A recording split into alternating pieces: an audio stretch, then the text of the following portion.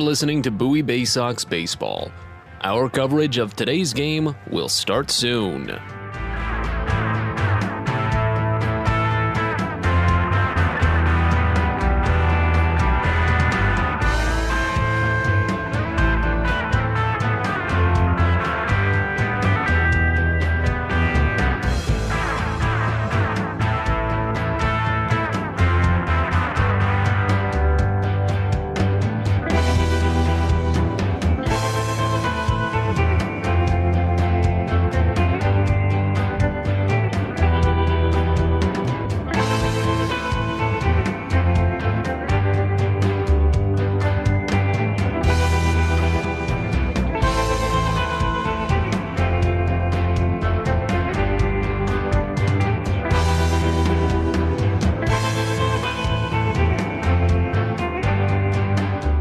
You're listening to Bowie Baysox Baseball. Our coverage of today's game will start soon.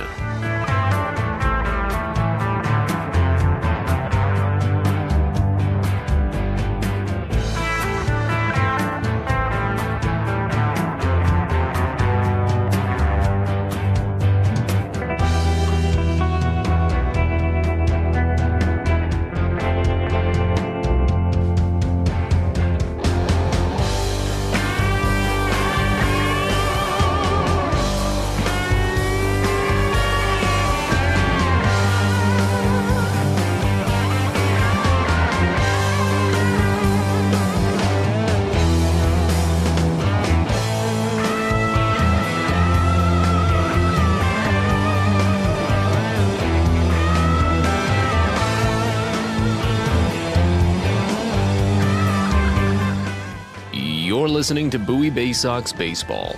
Our coverage of today's game will start soon.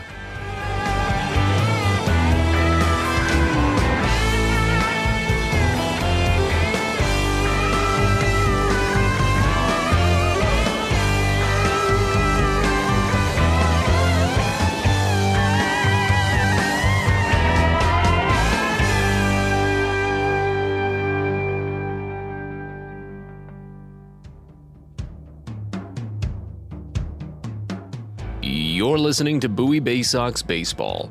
Our coverage of today's game will start soon.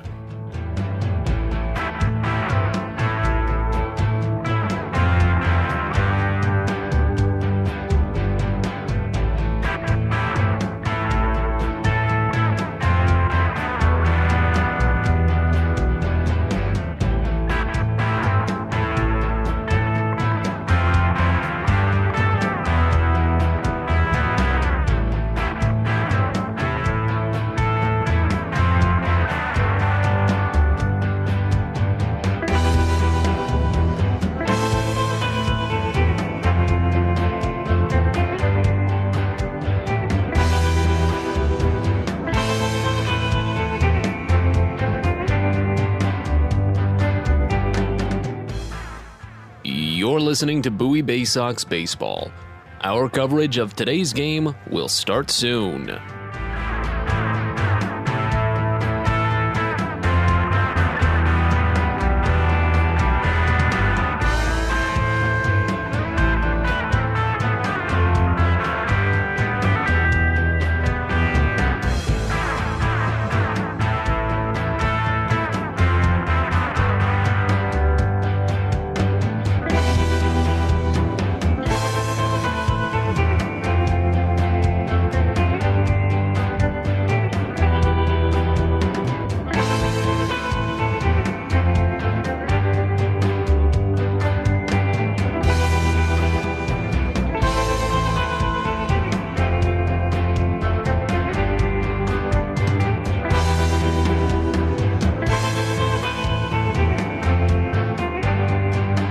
You're listening to Bowie Baysox Baseball. Our coverage of today's game will start soon.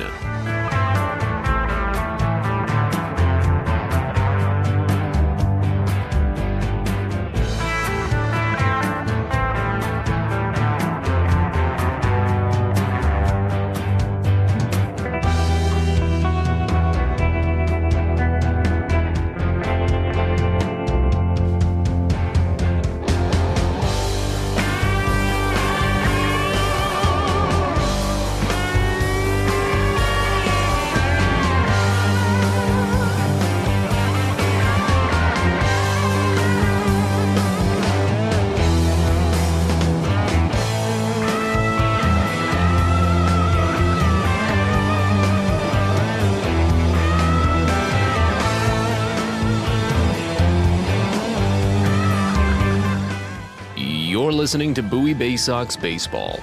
Our coverage of today's game will start soon.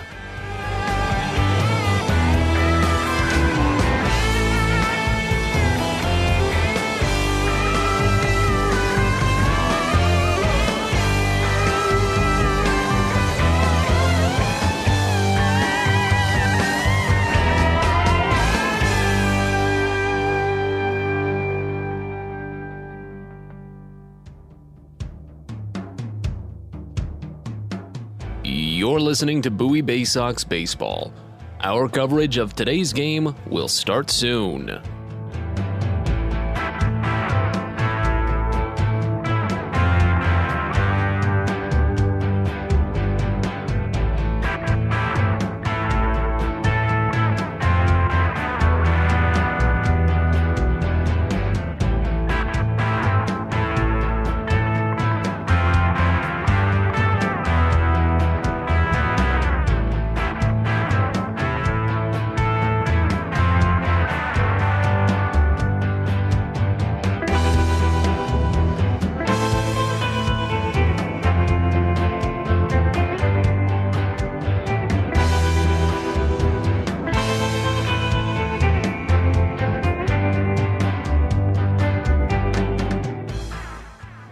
You're listening to Bowie Baysox Baseball. Our coverage of today's game will start soon.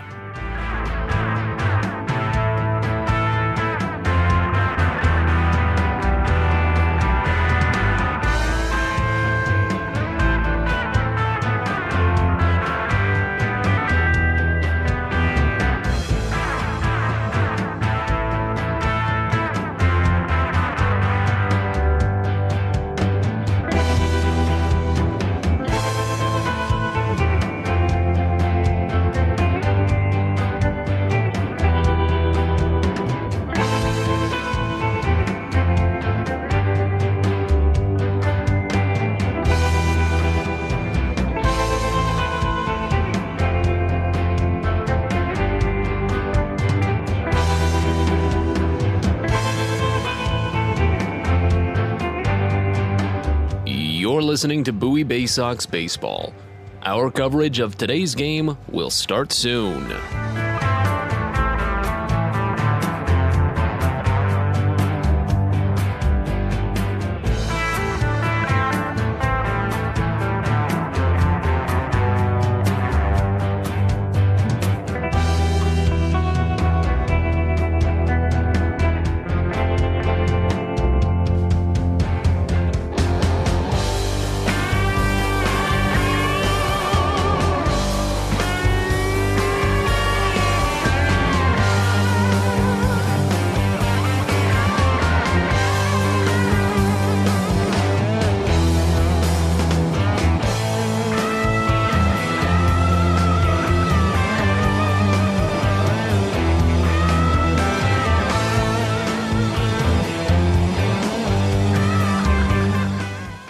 You're listening to Bowie Baysox Baseball.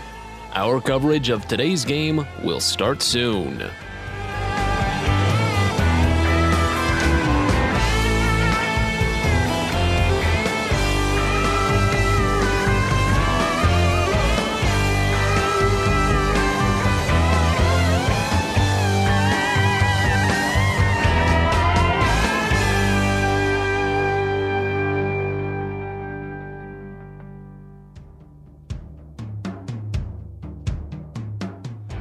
You're listening to Bowie Baysox Baseball. Our coverage of today's game will start soon.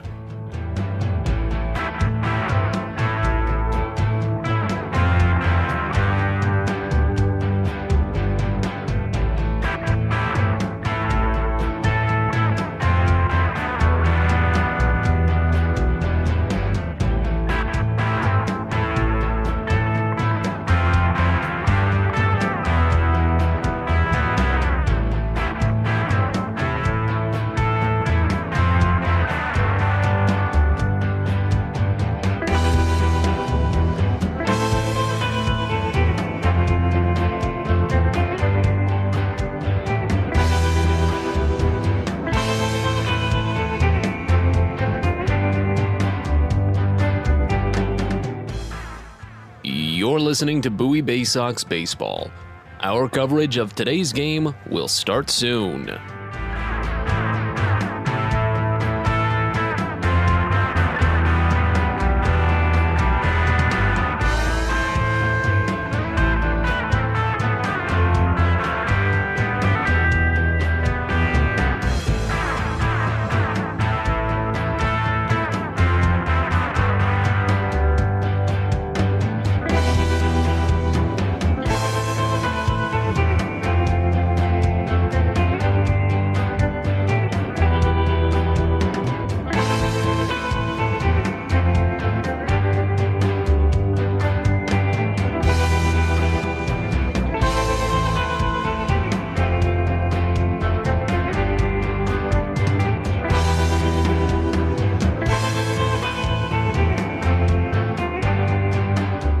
You're listening to Bowie Baysox Baseball. Our coverage of today's game will start soon.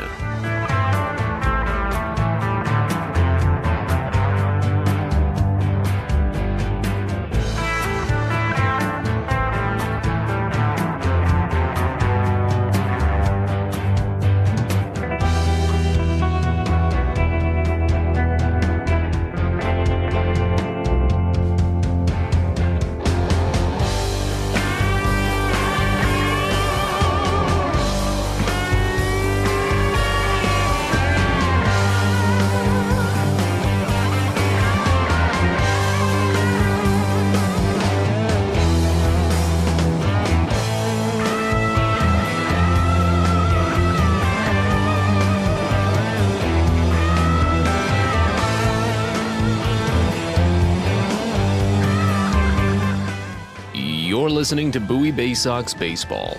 Our coverage of today's game will start soon.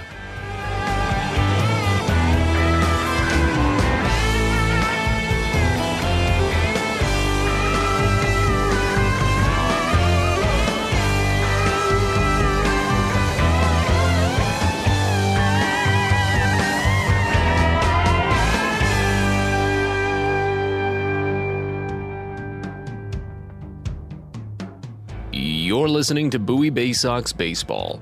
Our coverage of today's game will start soon.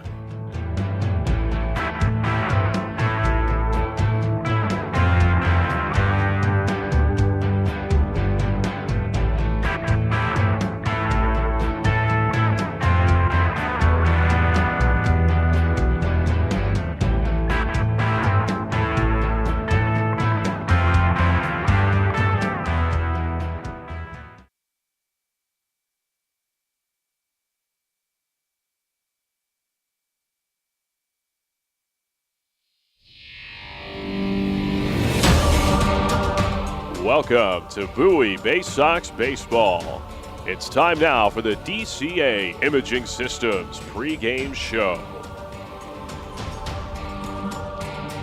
It's the DCA Imaging Systems pregame show from Prince George's Stadium. We're getting ready for Game 2 in this 6-game series between the Erie Seawolves and your Bowie Baysox. Glad you're with us. Matt Zabata is with you from the ballpark in Bowie. Well, now the Baysox, he just ran into a big power stroke from Erie last night. It was a team that just showed off the power that they can reasonably bring to the table, and they did so with 5 home runs against Antonio Velez en route to a 7-1 final. The 5 home runs allowed by Velez is tied for the most by a single Bowie pitcher in any single game that at least can be found among team history in the MLB stats service. So that's how much of a rarity last night's tough outing for Velez was. Bowie themselves has been using the home run lately too. Their only run in last night's game was a solo shot by Cody Roberts. Roberts will actually be on the bench today as Bowie is going with Maverick Hanley behind the dish, platooning between the catchers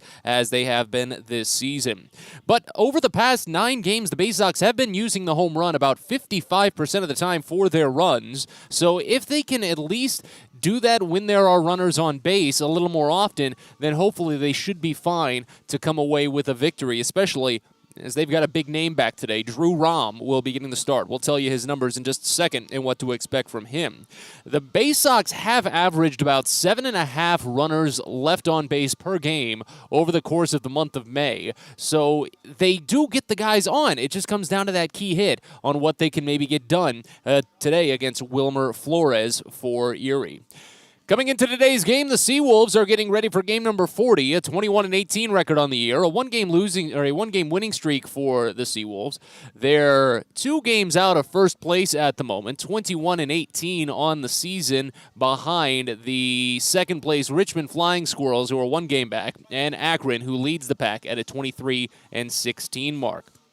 The Baysox, on the other hand, get ready for game number 39 of the year, a 14-24 mark for Bowie. They are riding a 3-game losing streak, as Erie is 9-10 when playing on the road, and the Baysox are 9-12 when playing in front of the home crowd here at Prince George's Stadium. Bowie, at the moment, currently sits 9 games out of first place. They're in 6th overall in the Southwest Division, and they're about 4.5 games, actually 3.5 games back of Harrisburg, who had a postponement just the other day. As we get ready for today's game, let's walk you through the starting pitching matchup. It'll be Drew Rahm going up against Wilmer Flores for Erie. Flores, he's been a rising prospect, a stellar start to the season with High A West Michigan. And if the name sounds familiar, you would be right in thinking that it might mix you up with a different Wilmer Flores, and that's because he is the younger brother of Wilmer Flores. They share the same name. Flores, the older Flores, is an infielder with the San Francisco Giants, but this younger Flores, a hot pitching prospect now with the Tigers, who's 1-0 in his only Double-A appearance, tossed 5 one-hit innings against New Hampshire in his Double-A debut, struck out 7 batters, only walked 1, and retired the final 12 batters he faced in order. He's got a good fastball. Location has been improving as he's turned over into this new season, and it can get up to 98 miles an hour at points. He's got a very tight curveball and a good slider, as well as a budding changeup that he's been working on since the start of the last offseason. Drew Rahm for Bowie comes in with a 2-1 record and a 3.98 ERA on the season, 25 strikeouts to just 7 walks in 20 1/3 innings. Now for Rahm, you do need to remember that this is going to be his first start in 3 weeks. May 4th was his last appearance. It led into a brief injured list stint that he was just reinstated from a little bit earlier today. So yes, it is very exciting to have him back, but that is still a 3-week layoff. While it is good to have him to kind of bridge the gap between for a Bowie pitching staff that has been so taxed as of late, you don't want to overestimate what you can expect out of this, because it being his first start in 3 weeks, Rahm still has to ramp back up. He has thrown live BP a couple of times recently, but he just needs to go out there and, work, see how long he can go and how long the team is comfortable with him going. There's not really much of an expectation of him going 6 innings today. Even if he goes 5, I would be a little bit surprised. If he can just go out there and use his fastball early to get ahead and then use his deep breaking arsenal to keep batters away from good contact, maybe get the weak contact or pick up the swings and misses to get through it quickly, and I see no reason why Rahm can't put together a good day today for Bowie. We've got a lot coming your way on the DCA Imaging Systems pregame show. We'll step aside for now. When we come back, we're joined by the longtime voice of the Erie Seawolves. Greg Gagne gives us his insight onto how the season has gone for the Seawolves. We'll step aside, be back in a bit. You're listening to Baysox Baseball. Everyone deserves a great smile, and Rad Orthodontics is here to help you, Bowie Baysox fans. Rad Orthodontics accepts most insurance, and whether it's braces or Invisalign aligners, anyone can get the smile they've always wanted with our flexible payment options. With 2 of the country's leading orthodontists right here in the DC area, we love to see Baysox fans smile with confidence. So get that amazing smile you deserve. Visit radsmile.com today and book your free consult. That's radsmile.com for Rad Orthodontics, official smile provider of the Bowie Baysox.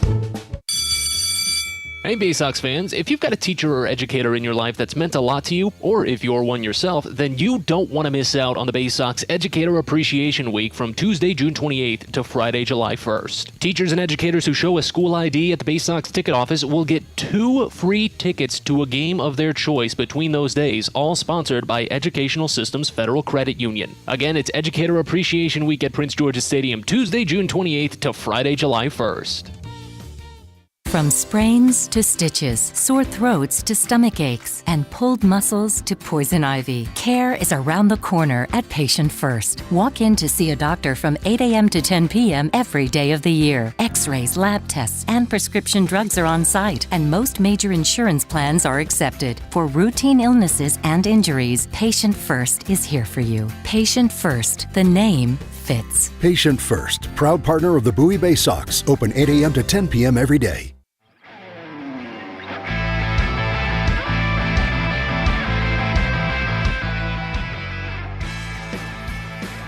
We're back in on the DCA Imaging Systems pregame show, getting set for Game 2 of this series between Bowie and Erie. We're joined now by longtime voice of the Seawolves, Greg Gaina.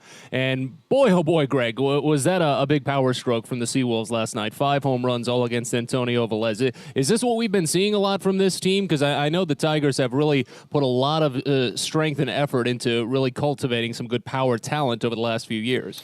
Yeah, they really have, and the power kind of hit a little bit of a lull in the early part of the month of May, but it seems like they're finally finding their stroke. We had Erie had a really rough series in Akron a couple of weeks ago, and came back home, took 4 of 6 from New Hampshire.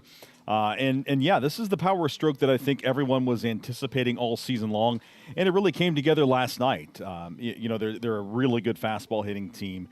And the way to beat Erie is pitching from behind. And when you start with first pitch fastballs, they're going to take advantage of that. And so we've seen teams make adjustments throughout the season. It seems like Erie really, in the first part of series, tends to dominate. And then once opposing pitchers start pitching from behind, mixing up more changeup and breaking balls, that's when they have a tougher time adjusting. But for the most part, it's been a swinging, happy ball club this year. They've been aggressive at the plate and on the bases. And, it's been maddening on some nights where, you need a situational play and it doesn't happen. But on other nights where you see last night, they do it primarily or only with a long ball. So, it's been a mixed bag, but they seem to finally be hitting their stride offensively. You look at this starting rotation in general now.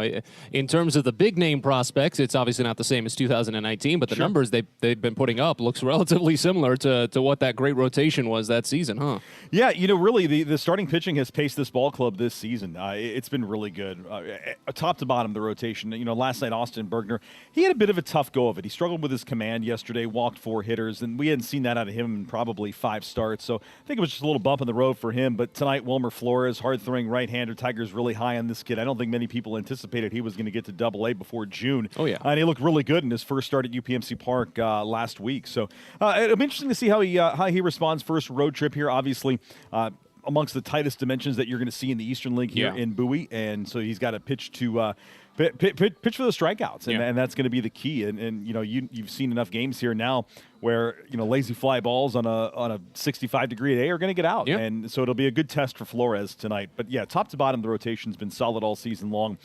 Erie lost Garrett Hill to Toledo. He was just a strikeout machine. And, it was pretty incredible. A guy who was, low 90s and racking up the strikeouts that he had all season long. And then you'll see Reese Olson later in the series. And Reese, while he struggled with walks a season ago, has really seemed to pick up his strikeout rate over his last couple of starts. Did want to isolate a little bit on Flores because he has been such a breakout name in the Tigers organization after what was just kind of a middling last season and really picked apart batters at high A. What were some of your overall first impressions from his Double-A debut? I saw he retired the final 12 he faced over the course of those 5 innings. Yeah, there were a few hard hit balls off of him, but his slider is still a work in progress. It was a pitch that he hadn't thrown in the past, and the biggest knock on him in the past was the walk numbers. He was walking a lot of hitters, and even into the Arizona Fall League, and then he made a concentrated effort this offseason to cut down on those walks, and it paid off. 35 strikeouts to 2 walks in A-ball this season, and then came up to Double-A and looked like he didn't miss a beat. And again, it's you see this long enough to know that guys coming up from A-ball don't always make that adjustment easily in their first start. Granted, New Hampshire wasn't tearing the cover off the ball offensively, but it's still a Double-A lineup. Yeah. And to see him go out there and dominate and get that win, and as you said, retire the final 12 batters that he faced in that ball game, he could have thrown 7 scoreless that night. He was so on. So again, it'll be interesting to see how he does tonight. Tigers are very high on him, and who knows, with the way things are going in Detroit right now with all the injuries that they have suffered all season long, he's a guy that you might consider late in the year if things don't go according to plan. But they're not going to rush him. And they're with this new regime on the player development side, a lot of guys that came over from the Dodger organization, and so how the Dodgers cultivated all of their young pitching over the last 10 years is now how you're seeing this new regime in Detroit, really limiting innings, limiting how many pitches you're going to throw, and we'll see if it pays off. It paid off for L.A., and now that the Tigers are trying to adopt that as well. Offensively for Erie, as we continue on with the voice of the Seawolves, Greg Gagne, that 2-3 punch right now, Dylan Dingler and Carrie Carpenter, they were big in yesterday's win for the Seawolves. What's been the growth for them this season? Dingler, he missed a little bit of time in 2021 with injury, and now trying to get up to AAA Toledo at some point this year. Consistency with Dingler is going to be the key. He had a 9-game hitting streak, got his batting average up to 286, and then I think at the start of yesterday's game was down into the 230s. He just hasn't been able to put together a solid 2 to 3 week stretch of good offensive play at the plate. It's been, he had a 9-game hitting streak, and then it went downhill, and then he came out last night and had a really good ball game. So it'll be interesting to see how he does throughout this series. And then Carrie Carpenter, what else can you say about him? I mean, he's done all he needs to do at the AA level. And I anticipate he's a guy that's probably going to go up at the end of the first half, but who knows? They want him playing every day, and that's important. Yeah. And if you're not planning on bringing him to the big leagues this season, are you better off letting him stay in AA, put up the numbers, or do you expose him to AAA and maybe not get as much playing time? But you look at his numbers in the month of May, just incredible. Over 400 average in May, 8 home runs, 8 of his 12 coming in that month. And so it's been fun to watch, and it's fun to watch his maturation. He's cut down on his strikeouts, and he's really becoming a complete hitter at the plate. And even his numbers off of left-handed pitching. I've seen some teams go and bring a lefty out of the bullpen to face him, and he's hitting lefties better than he is righties this season. So he is putting together the whole package. And Erie manager Gabe Alvarez had a couple of interviews with Detroit media last week, and he said he thinks Carpenter can be a big leaguer. So it's going to be interesting to see his trajectory throughout this season. But right now, there's no hotter hitter in the league than Carrie Carpenter, and it's been fun to watch. He's a good kid, and you just hope for continued success for him. You're obviously more tuned in with a lot of the Detroit media and what the rumors might be going around or how things might be progressing. Have you heard anything lately on Riley Green? I think at this point he's the top overall prospect that's still in minor league baseball, but he's been on the IL in essence since a fractured foot in spring training. Is he going to get a couple more at bats at AA when he returns, you think, or is he going to start trying to AAA? I don't think we'll ever see Riley Green again in Erie. There's no doubt in my mind. He's if he's back, he's either going to go to Lakeland and then probably a few games in Toledo and then see where it goes from there. But by all accounts, and again, I'm not Al Avila, so I can't say definitively, but you look at where things were going towards the end of the spring training, and it looked like Green, he would have been opening day. Green was up there on opening day, and it was really a killer for the Tigers, and really that's what started it for Detroit. Green went down, then the pitching started going down. I don't think anybody in Detroit's happy right now, and they've just had a really, really tough start to the season. And who knows, if you get a guy like Green up there in that lineup and you put him out there with Austin Meadows in the outfield, and you get Torkelson's bat going a little more. I think they're going to be a good ball club. It's just it's the perfect storm of injury after injury after injury, and they've just never been able to bounce back from that. But Riley, supremely talented kid. You saw him last season. I mean, he's the real deal. And the thing I always say about guys like Green and Torkelson and Dingler, you throw him into that mix, they're easy guys to root for because they are good human beings. They're good people. They're good people, and they're easy to get behind. And that is the nucleus of the Tigers moving forward, and it's just a matter of when those guys get up there. Yep. I think sooner rather than later for Riley Green, and again, you'll probably see him play a few games in the minor leagues and then go up. I highly doubt we would see him anywhere other than Toledo, though, when he gets off the IL. Well, he was just one very fun prospect to watch, and only 21 years old. That's the other incredible it's still thing. Incredible. He's got a good head on his shoulders and just supremely talented kid.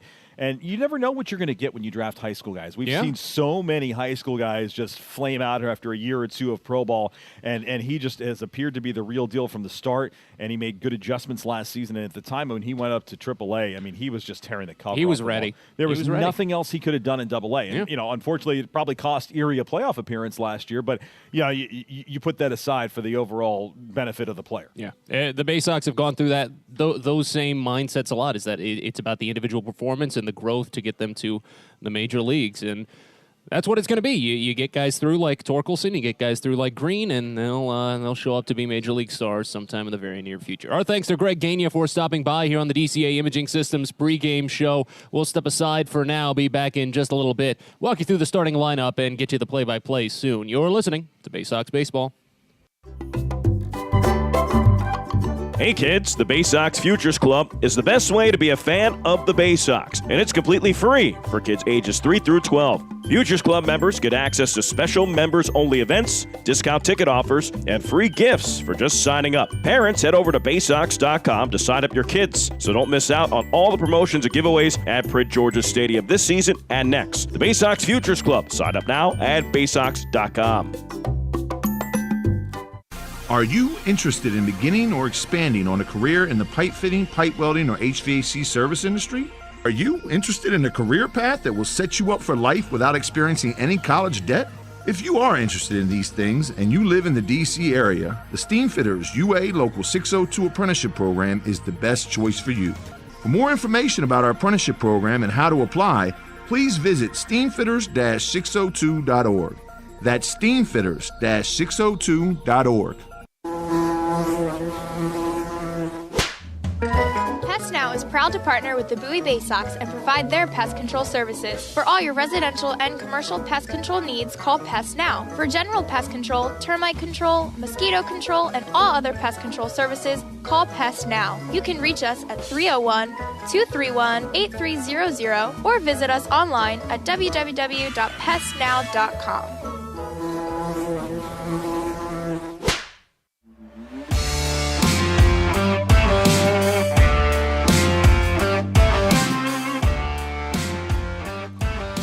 We're back to Prince George's Stadium as we get ready to wrap up the DCA Imaging Systems pregame show. Matt Cespedes with you as the Baysox will take the field soon. Let's introduce you to the starting lineup for Bowie. It does feature a couple of changes. Most notably, Cesar Prieto will lead off, followed by Gunnar Henderson, Hudson Haskin, and Jordan Westberg. Christopher Cespedes makes his Bowie debut.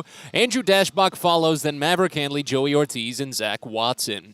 We step aside one final time here as we get ready for first pitch. We'll be back in just a little bit with Baysox Baseball. We're back after this.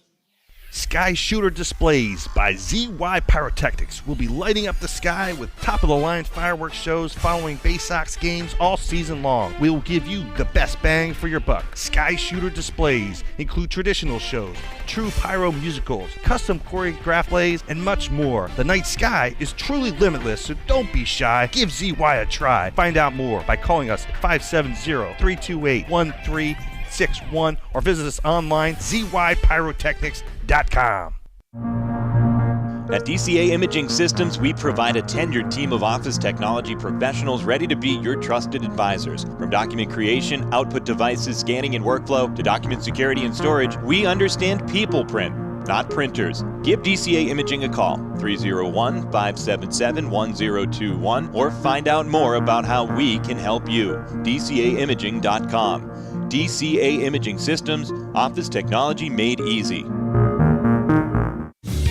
Fielder's Choice Flex Packs with the Bowie Baysox. The best value to see the best games at Prince George's Stadium. You could save up to 30% on your selected seat from day one and enjoy a number of exclusive member benefits, including flexible exchange options, discounts on suite rentals, special access to the Diamond View restaurant, and a free members collectible at your first home game of the year. Get your pack now by calling 301-464-4865 or heading online to Baysox.com.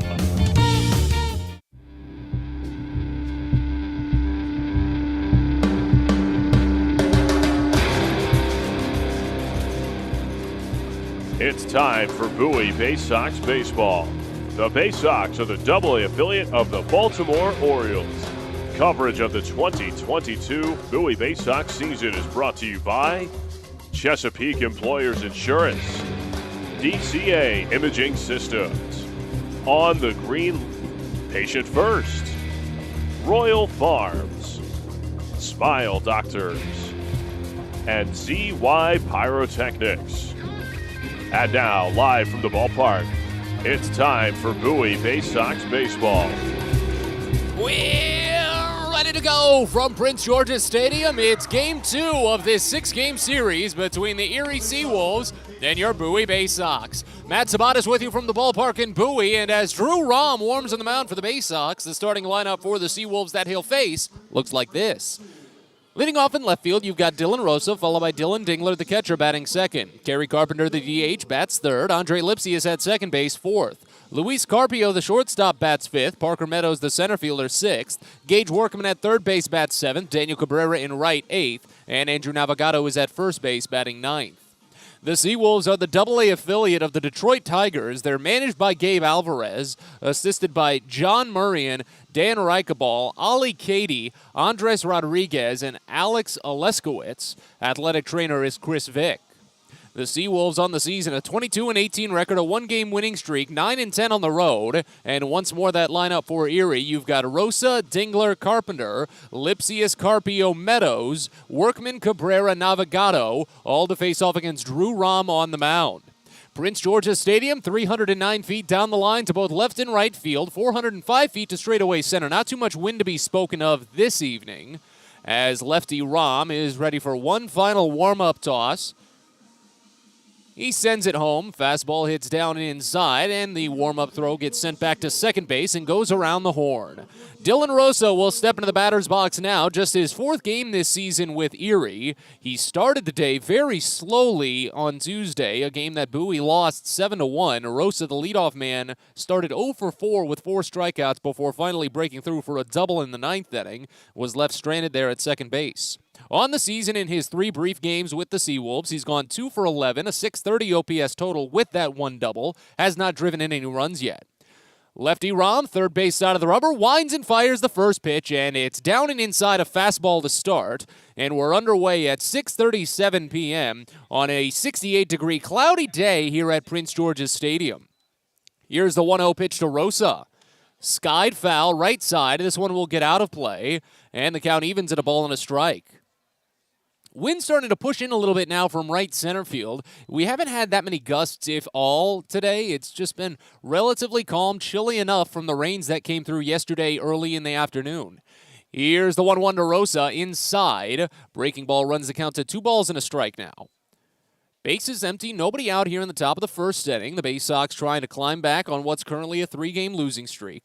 They've lost 11 of their last 13, the 2-1. Skied out on a line to left field. Watson arranging back and makes the catch shoulder high. Good grab by the left fielder, and there's one gone to start. Defensive alignment for Bowie this evening. From left to right in the outfield, you've got Zach Watson, Hudson Haskin, and then Christopher Cespedes. Jordan Westberg at third base, Gunnar Henderson at short, Joey Ortiz at second, and Andrew Dashbach at first. Maverick Hanley catches behind the plate for Bowie for Drew Rom, who's on the mound. In steps Dylan Dingler. Catcher for Erie today steps in and watches a first pitch curveball called for strike on the outside half. It's 0-1. Drew Rom, a 6'2", 170-pound, 22-year-old left-hander from Cincinnati. 4th-round draft selection in 2018 from Highlands High School. He fires the 0-1 to Dingler, and it's inside a fastball on the catcher. Count goes even at a ball and a strike. Dingler, a .252 average this season, 740 OPS, 9 doubles, a triple, 4 homers, 20 runs driven in. Here's the 1-1 from Rom. Swing and a miss. Chases on a changeup away, and the count goes to a ball and 2 strikes now. Dingler had a fantastic day at the plate in yesterday's series opener. You heard it in our conversation with Seawolves voice Greg Gagne just about his streakiness, how he's not able to break through for long bouts. The 1-2 swung on and missed high for strike 3. That's the first strikeout for Drew Rom, and he retires Dingler. That's the 53rd time that Dingler has struck out this season in just 37-plus games. Your umpiring crew for today's game, Gabe Alfonso is at third base. Dane Ponsack is the crew chief, and he's over at first. Kevin Manzik is calling the balls and strikes behind home plate. Here's Carrie Carpenter, the DH today, left-hander. One of 3 true lefties in the lineup for Erie. First pitch inside, gets past the catcher, and rolls to the backstop. Count opens up at 1-0 on that fastball from Rom. Drew Rom on the season for Bowie. He's gone 2-1 with a 3.98 ERA and a 1.43 whip in 5 appearances, all starts. Here's the 1-0. Half swing on a curveball away. They appeal. He didn't go. The count goes to 2-0. Rom has tossed a total of 20 1/3 innings for Bowie. He's allowed 9 runs total, all earned, 25 strikeouts to just 7 walks. Has not allowed a home run yet this season, but Carpenter is one that could drive it. The 2-0. That's a beauty. Changeup hits the top half of the zone for a called strike. It's 2-1. Carrie Carpenter on the season, a .326 average, a 1040 OPS in 36 games, 6 doubles, 12 homers, and 28 runs driven in. The 2-1. Curveball lofted weakly out toward left field, but it's carrying. Watson running back to the wall, and it's out. Wow. That one was only 93 miles an hour off the bat, and it just kept floating out of here. A solo home run for Carrie Carpenter. He only goes the opposite way 28% of the time, and it opens up a 1-0 lead for Erie.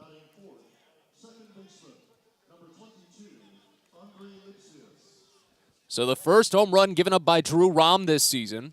It was only 341 feet away from home plate. Those corners here at Prince George's Stadium, the way they pinch in, they're just very liable to see balls exit. Here's Andre Lipsius, first pitch. Fastball misses away. Count opens up at 1-0. Lipsius, the second baseman today, batting .264 on the season and .863 OPS in 39 games. Here's the 1-0 pitch. Misses high. And the count goes to 2-0. 9 doubles, 1 triple, 4 homers, and 19 runs driven in. He's got a good strikeout-to-walk ratio, very similar to what Gunnar Henderson has put together this season, even though Henderson, he's walked a lot more. Here's the 2-0. Curveball called for strike, maybe a little bit low, but still good for Rom, and the count goes to 2-1. Lipsius has 29 walks. Henderson, in comparison, he's got 10 more walks than strikeouts, but he's one of the few batters, is the point I'm trying to make, that has more walks than strikeouts. The 2-1. Misses high, a fastball, and the count goes to 3-1. Again, as Drew Rom is returning from a essentially 3-week stint on the injured list, it was only for about 14 total days, but because of off days and his turn in the rotation, the 3-1. Called strike, change up on the outside edge, and the count runs full. Because of his turn in the rotation, it was essentially 3 weeks without starting. He might not be going that long today. We'll have to stick around. The payoff to Lipsius, swung on in just a piece, hits into the dirt off of home plate, and the count stays full on Lipsius. Cleanup man went 0 for 4 yesterday with a pair of strikeouts. He grounded out to the third baseman the 2 other times he stepped into the box. Rom looks for his second strikeout. The payoff to Lipsius. It's in the dirt, swung on and missed for strike 3. Hanley gloves, steps out in front of the batting circle and fires to first in time. That's the second strikeout for Rom to end the frame, but not before Erie strikes first. A 2-out solo home run for Carrie Carpenter, his 13th of the season. And as we go to the bottom of the first here at Prince George's Stadium, it's Erie 1, Bowie coming on up. You're listening to Baysox Baseball. When your commercial plumbing project calls for a job done safely and on time, then your job calls for the plumbers of Local 5 Washington, D.C. Local 5 will always deliver the most skilled and well-trained plumbing craftsmen in the DMV. If you're a contractor who needs safe jobs done well, you need the plumbers of Local 5 Washington, D.C. Start your partnership with them today. Visit local5plumbers.org. That's local5plumbers.org. At Luminous Health, we want you to feel your best. This summer, take the time to catch up on your annual health screenings. Visit us at our Anne Arundel Medical Center, Doctors Community Medical Center, or one of our primary care offices in your neighborhood. At Luminous Health, you are the MVP. Learn more at luminoushealth.org.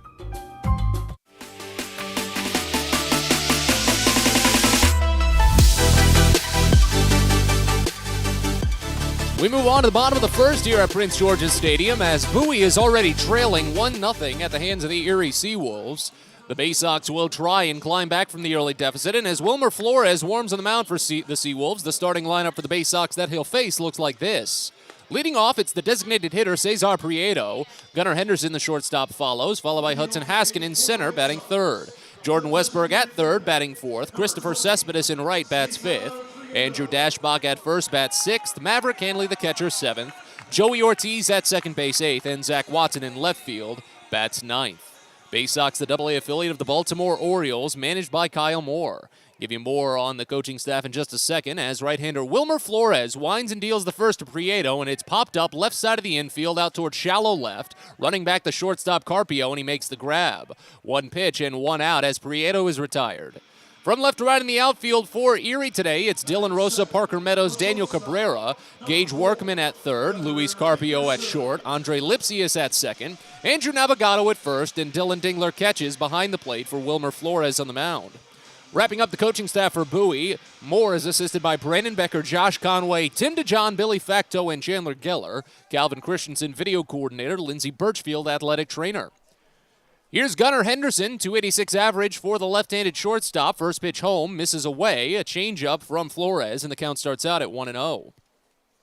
Wilmer Flores, a 6'4", 225-pound, 21-year-old right-hander from Valencia, Venezuela, gives up a single to Henderson here. A screeching 108-mile line drive to the right side, and Henderson reaches with a base hit. Puts the tying run aboard for Bowie here in the bottom of the first inning. He's got hits in 2 of his last 3 games now, has reached safely in 3 consecutive games after 2 walks yesterday, and now Hudson Haskins steps into the box. Center fielder today for Bowie. He was originally scheduled to be in right field, but a couple of late lineup changes push him back into center, and he's been a little more comfortable with that role. He's talked about it a little bit this season. First pitch. An interesting take from Haskin, and it's a fastball called strike on the inside half. He usually goes after the first pitch. But after putting up just a 1-for-3 day yesterday, coming up short in maybe some crucial spots, he decided to wait and see what Flores had to offer. The 0-1. This one roped to the left side, a base hit. Haskin held back on it, and it paid off. Back-to-back singles for Bowie, and the Baysox have it going now with first and second and only 1 away. That's hits in 4 consecutive games for Huddy, and now it's Jordan Westberg into bat. Flores just making his second Double-A start. He tossed 5 one-hit innings against the New Hampshire Fisher Cats in his debut.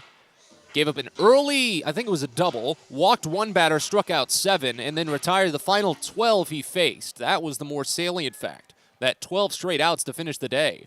Here's Westberg, first pitch. Misses away, a slider. Count starts out at 1-0.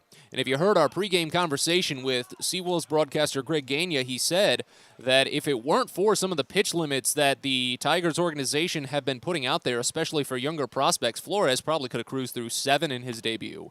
The 1-0. Changeup misses away on Westberg, and the count goes to 2-0.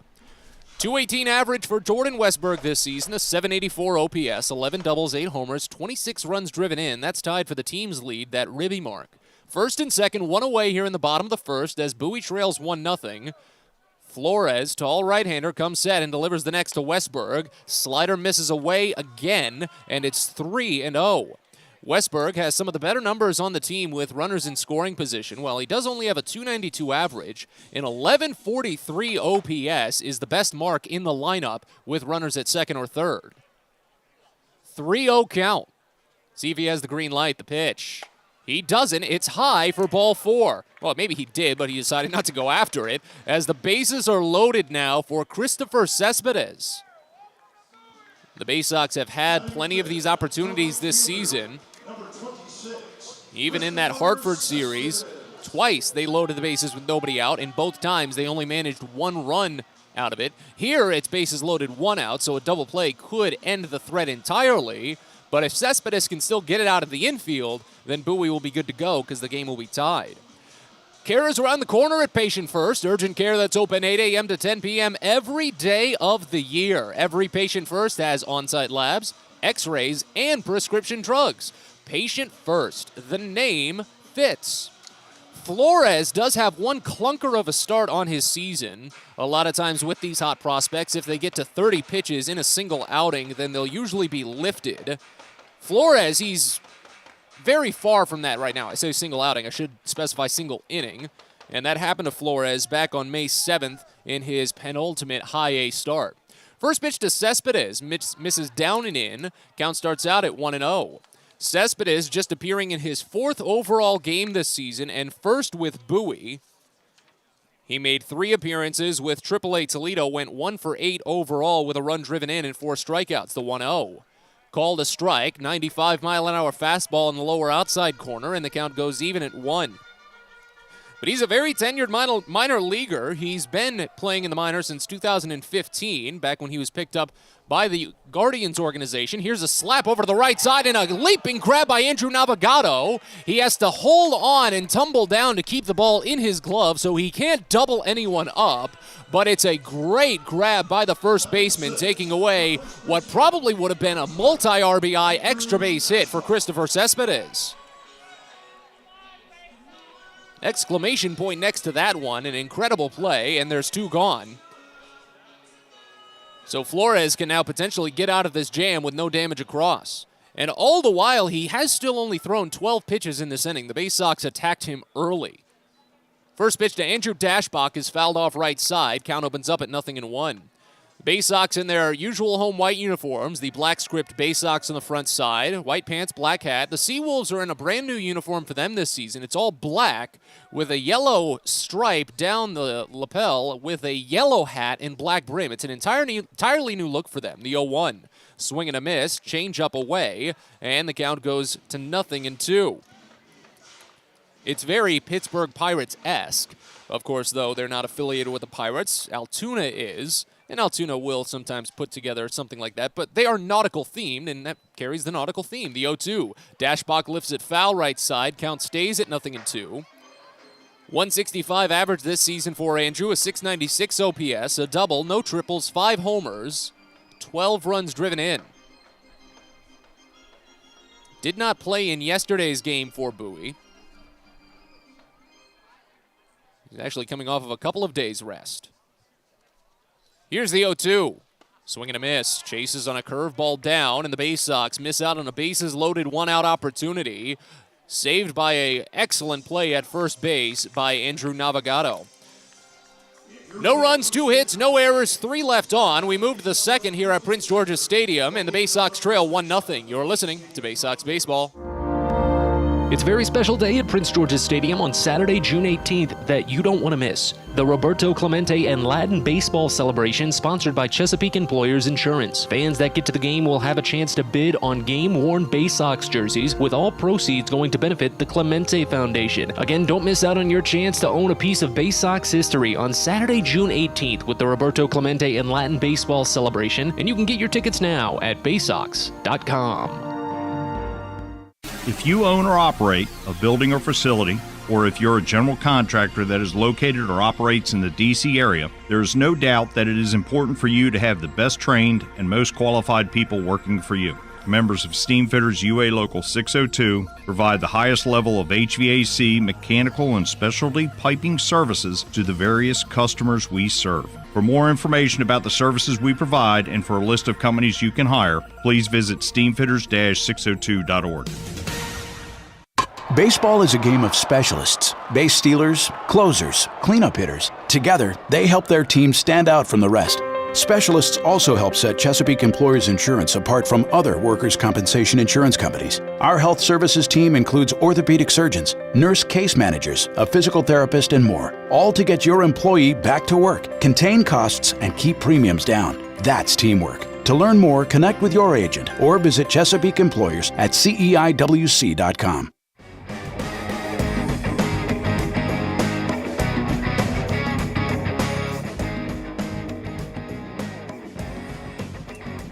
On to the second inning here at Prince George's Stadium as Bowie trails 1-0. Drew Rahm will get back to work after firing a 19-pitch first. Only one base runner allowed, and it was a solo home run to Carrie Carpenter. Luis Carpio leads off, and the first pitch to the shortstop is a changeup called for strike in the lower outside corner. It's 0-1. Carpio on the season for Erie, a 288 average, 745 OPS, and 33 games played. Here's the 0-1 from the lefty Rahm. Fastball skims too far inside, and the count goes even at a ball and a strike. After Carpio, it's left-hander Parker Meadows, then switch hitter Gage Workman, who will bat as a righty.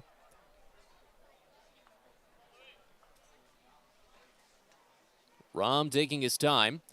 Brings up to the chin as he comes set, kicks and fires the 1-1, and it's drilled out toward left field. Pulling, if it's fair, it's gone, but it pulls foul.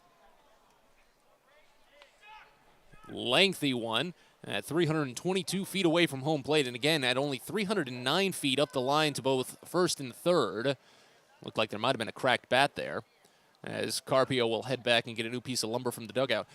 With it only being 309 feet up the line to both left and right, just such a hard angle that it comes in to this outfield wall that even that kind of weakly hit ball at 322 feet away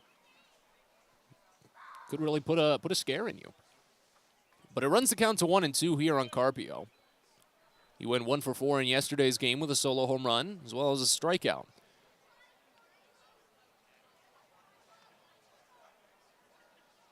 Here's the 1-2. This one popped up right side on the infield. Dashbach calls for it. It's pretty much on the nose to him. He backs up only about 2 steps, and the first baseman makes the catch. One gone.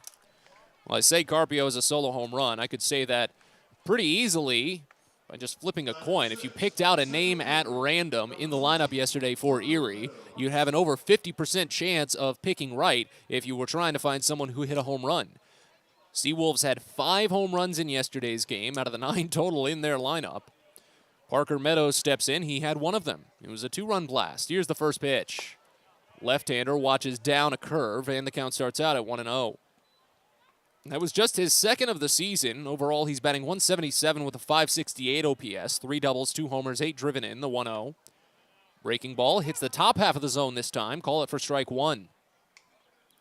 But all 5 home runs were given up by Antonio Velez, a career high for him there, a career high 7 runs on a career high 9 hits, the 1-1. Swing and a miss right through a changeup, and the count goes to 1-2. And that statistic specifically, most home runs given up by a single pitcher, has not been kept by Bowie since the team's inception. The 1-2, spoiled foul left side toward the on-deck circle, count stays. So the best that we can look through is Major League Baseball's online stat archives, which go back to 2005. And I could find that, at least in recorded history through those services, it is tied for the most home runs given up by any single Baysox pitcher in an outing. Here's the 1-2. Curveball lasered in towards center field, hooking back a little bit on Haskin, but he's able to square it up and pull it down for the second out. There's 2 away. Now here's Gage Workman. Batting 7th, third baseman, number 27, Gage Workman. Switch hitter bats righty. 182 average this season, 591 OPS. 38 games played. First pitch. Workman fouls it off right side, and the count opens up at 0-1. And if you're following along, yep, you flipped the coin and guessed right. He did have a home run yesterday, a solo blast. Here's the 0-1. Workman grounds it slowly to third, charging in Westberg, gloves it in front of the outfield, or the infield grass, I should say, and zips it to first in time. 5-3 put out, and a 3-up, 3-down inning for Drew Rahm, a very efficient one on just 11 pitches. Bottom of the second coming up at Prince George's Stadium as Bowie trails 1-0. You're listening to Baysox Baseball. Sky Shooter Displays by ZY Pyrotechnics will be lighting up the sky with top-of-the-line fireworks shows following Baysox games all season long. We will give you the best bang for your buck. Sky Shooter Displays include traditional shows, true pyro musicals, custom choreographed plays, and much more. The night sky is truly limitless, so don't be shy. Give ZY a try. Find out more by calling us 570-328-1361 or visit us online, zypyrotechnics.com. On the Green Incorporated is your lawn care team, providing professional, organic-based lawn care programs for residential and commercial lawns. Our lawn care programs provide ballpark quality results. Each service is custom tailored with guaranteed results for even the toughest lawns. On the Green also offers outdoor pest control services. Mosquitoes, ants, ticks, and more. Safely and effectively control insects and enjoy the outdoors this summer with On the Green Incorporated. Go to onthegreeninc.com. Baysox Youth Baseball Camps are back in 2022, and registration is open now. 3 sessions this summer led by Orioles Hall of Famer and former Rookie of the Year Al Bumbry, along with former Baysox outfielder Stephen Bumbry. Kids will take part in in-depth on-field instruction and go head-to-head in camp-wide games at Prince George's Stadium. All campers get a free Baysox hat and a ticket to a Baysox game of their choice. Space is limited, so head to BaysoxShop.com and reserve your spot at a Baysox Youth Baseball Camp today.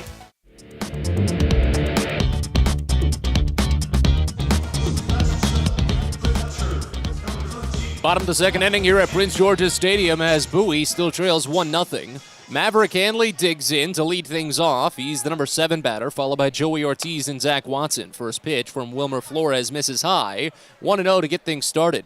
It was a 16-pitch first for Flores, but he danced around trouble, loaded the bases with only 1 out on 2 singles and a walk. Next pitch, Hanley watches slider miss down and away. Count goes to 2-0. That slider really has some great movement from Flores, but you can tell he's using it to try and pick up swings and misses. The Baysox are just not that kind of team. We've talked about it all season. The 2-0. Fastball hits the outside corner for a called strike. It's 2-1. Hanley on the year, a 206 average, but a 651 OPS in 21 games. Both numbers have been steadily climbing in May. The 2-1. Spoiled foul as he reaches for a low and away fastball. Count evens at 2. In this month, those numbers, 297 with an 816 OPS. Much more respectable and much more fun to watch. He's had some of the best numbers over the past 2 weeks, more specifically, if you want to boil it down that far. The 2-2. He pokes it out toward right field and down for a base hit in front of the right fielder Cabrera. Hanley's got hits in 4 consecutive games now for Bowie, the longest hit streak tied with Hudson Haskins' 4-gamer earlier in this game. And the thing I like too about Hanley is how consistent he is when it comes to spraying the ball. 38% the other way, 27% up the middle, and a dead even 1/3 on the pull side to left. Here's Joey Ortiz, number 8 batter today. First pitch home. Second baseman takes high and tight, turns the neck back a little bit to avoid it, and the count starts out at 1-0. Ortiz, a 198 average, a 610 OPS this year in 34 games, 8 doubles, a triple, 2 homers, 17 runs driven in. Still not too much wind here at Prince George's Stadium. The 1-0 up and in again, and Ortiz is saying it clipped him on the hand before it didn't make any contact with the bat. So it hit his hand, and the umpire is saying hit by pitch. Gabe Alvarez, the Seawolves manager, is out to voice a little bit of concern about it, saying, hey, he didn't start reacting until a split second later. Would you really count that as a hit by pitch? And they are. So now the athletic trainer, Lindsey Birchfield, is out of the Baysox dugout, giving Ortiz the grip test. I believe it was his left hand. Whatever the case, it's first and second now with nobody out. So how about this? Wilmer Flores, after just picking apart the New Hampshire Fisher Cats in his Double-A debut, tossed 5 innings and allowed a grand total of 2 base runners, has already allowed 5 base runners with just 3 outs recorded here in his second Double-A start. Here's Zach Watson, first pitch, swinging strike. He was trying to tie this game up for Bowie. They trail 1-0 here in the bottom of the second inning. The count's 0-1. That's where I was going with that. Watson, a 181 average this season, a 573 OPS in 34 games, 4 doubles, 2 triples, 2 homers, 7 driven in. The 0-1. Check swing, pitch high and tight, a fastball. That one looked like it probably could have gone for a called strike based on the electronic readout, but Watson is the benefactor as it goes even at a ball and a strike. First and second, nobody out here in the bottom of the second inning. Tying run in scoring position once again for Bowie, the 1-1. Late swing and fouled off in on the hands. It hits off the mask of the catcher Dingler, and the count to a ball and 2 strikes now. Watson this season is hitting a lot better with runners in scoring position, a 259 mark and a 646 OPS.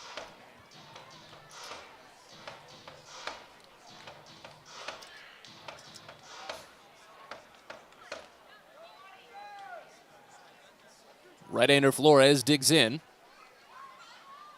Comes set, stares blankly at third, and fires the 1-2. Watson swings and misses on a fastball away. He's down on strikes.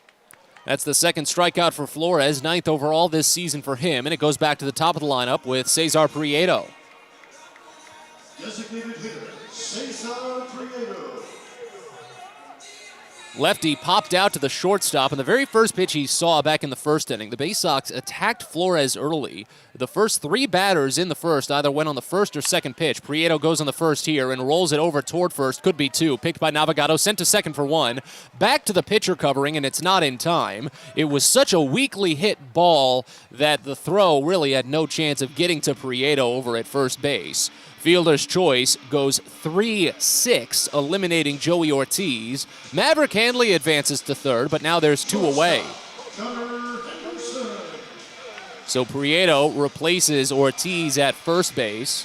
And a base hit here for Henderson, who singled up the middle back in the first inning. Well, that would tie the game for Bowie.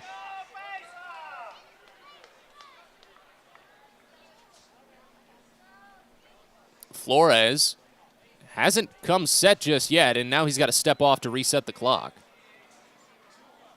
Now, the clock was winding. Was he aware of it? I'm not sure. Whatever the case, that was his first step off. First pitch to the left-hander Henderson is a breaking ball called for strike. The curve on the bottom edge of the zone. Count opens up at 0-1.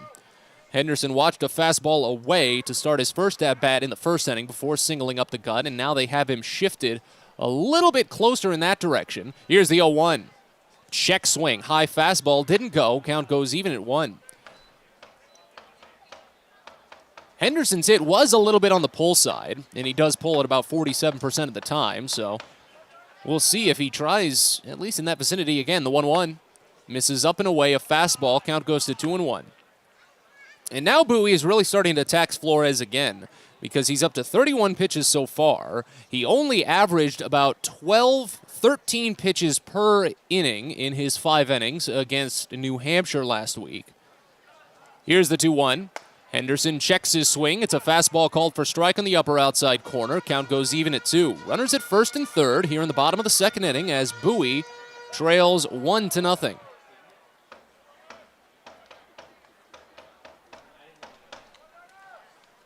Flores delivers the 2-2, and Henderson grounds it foul.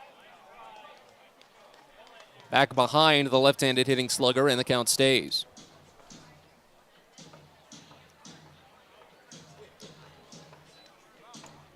.360 average for Gunnar this year with runners in scoring position. Another 2-2. Henderson crushes it out toward right center field and deep. This one's trouble for Cabrera, and it touches down before splitting the gap. 1 run scores. Coming all the way around from first is Prieto. He's being waved home. The throw is up the line. The catch not made. It gets by. Prieto scores, and Henderson goes to third. A 2 RBI double for Gunnar Henderson, and the Baysox jump ahead to a 2-1 lead.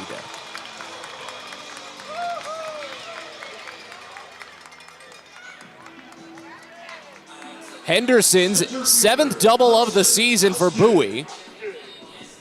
RBIs number 27 and 28.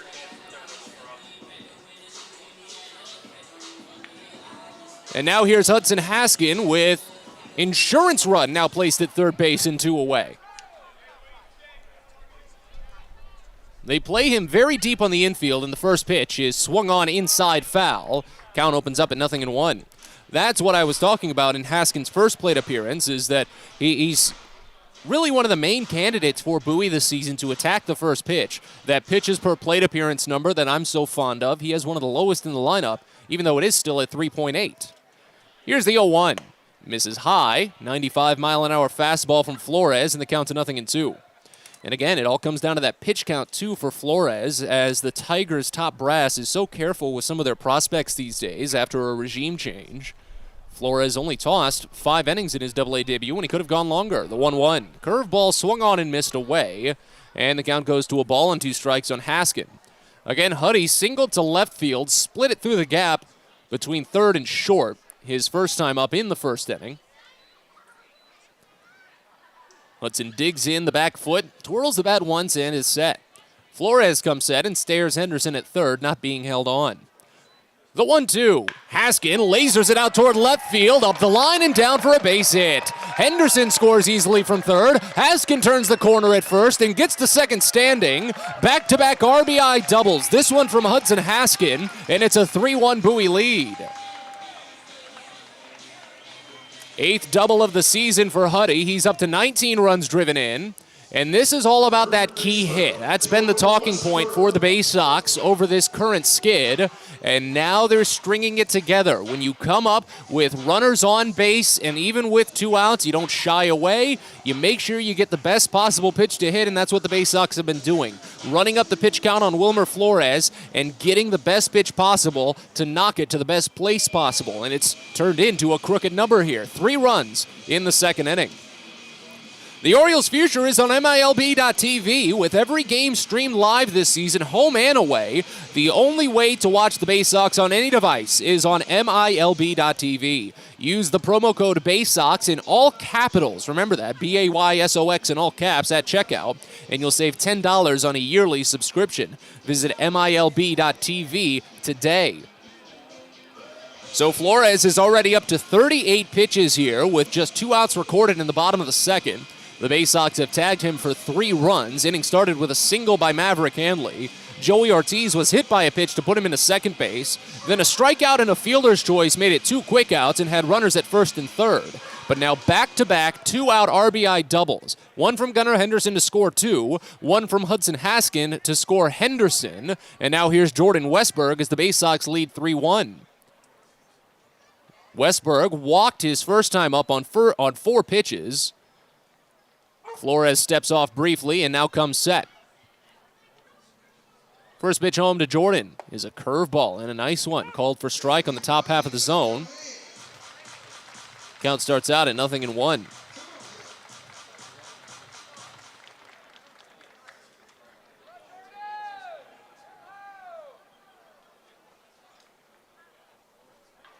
Flores delivers the 0-1 and Westberg checks his swing. He went around on a pitch in the dirt.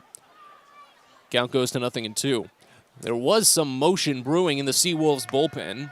Bullpen catcher Alex Oleskowitz was getting the gear on, it looked like, and running behind the plate if someone was going to get up and throw, but no one has, and it looks like he's gone back to the bench.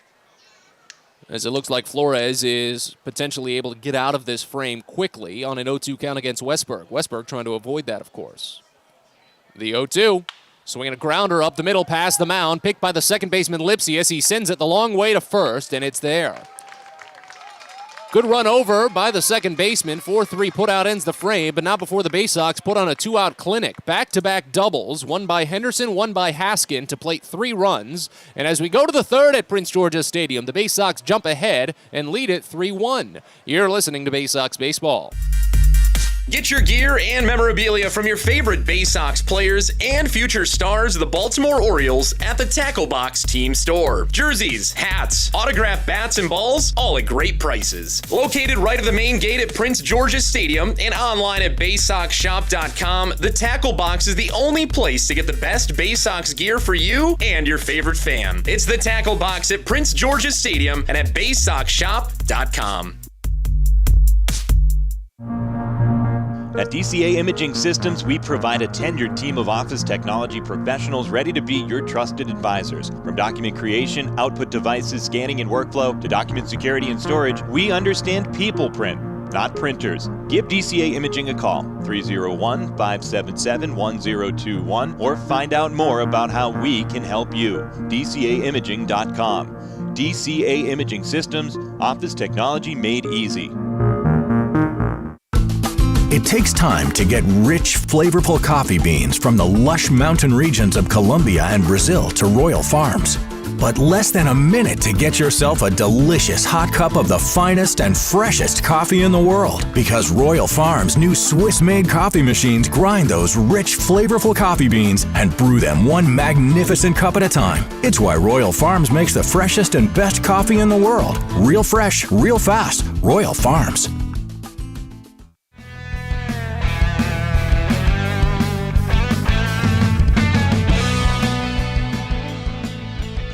Well, Bowie's pitching with a lead now as Drew Rahm, fresh off of giving up his first home run of the season, polished off a perfect second and now has a 2-run advantage thanks to back-to-back 2-out RBI doubles from Gunnar Henderson and Hudson Haskin. The Baysox lead 3-1, and it'll be 8-9-1 for the Seawolves up to bat in this inning, starting with Daniel Cabrera, left-hander. First pitch home, Cabrera watches fastball inside, count starts out at 1-0. Cabrera on the season for Erie, a 186 average, 519 OPS in 33 games, 4 doubles, a triple, a homer, 6 driven in. Next pitch. Curveball misses away, and the count goes to 2-0. It was a very quick and efficient 11-pitch inning for Drew Rahm in the second. Got a pop out to first, a fly out to center, and a ground out to third.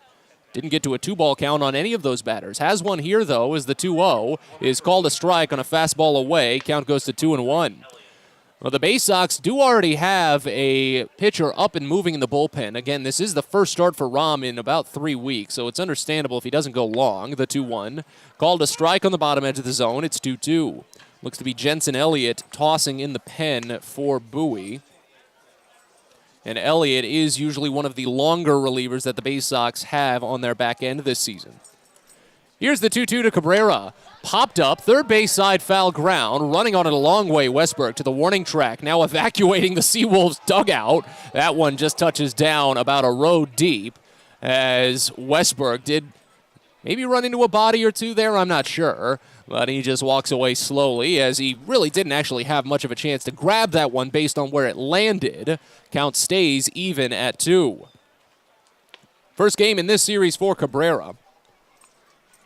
He struck out 32 times this season, walked 11. High strikeout numbers for this Seawolves organization.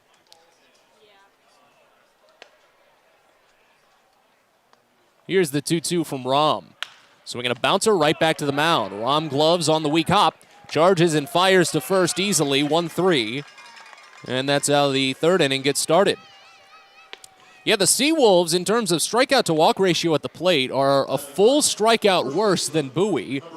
They strike out about 3.3 times for every walk they draw. In comparison, the Baysox only strike out about 2.1 times for every walk they draw.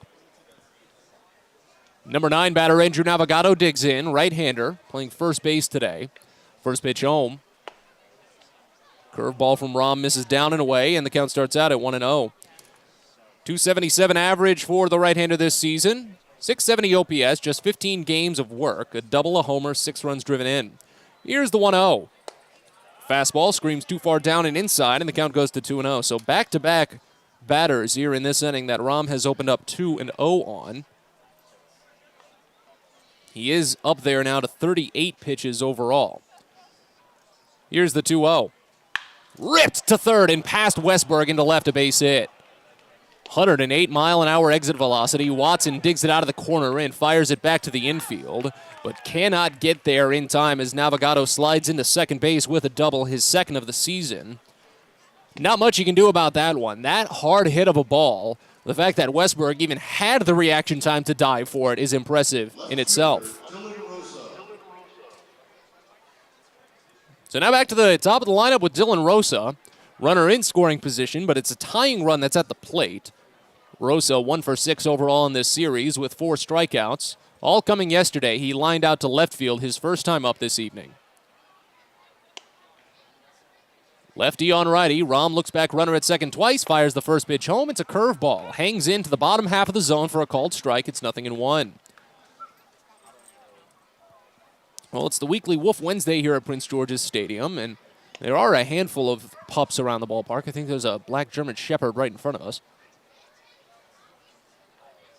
Here's the 0-1. Rosa swings and misses on a fastball away. Count goes to 0-2. A story I told a lot in 2021 during Dog Days. Back during the height of the pandemic when sports in their entirety were canceled, I worked at a dog daycare for a few months. So got to get familiar with a lot of breeds of dogs, and I like to point them out just whenever there are dogs at the ballpark. Here's the 0-2 to Rosa. Check swing. Fastball just missed high, if at all. Count goes to a ball and 2 strikes. Again, runner at second, 1 away here in the top of the third inning. Bowie ahead 3-1. Rom trying to get through this batter quickly and then hopefully finish out a third inning. The 1-2 to Rosa. Inside. Good grab on the side by Maverick Handley on that breaking ball. Count goes even at 2.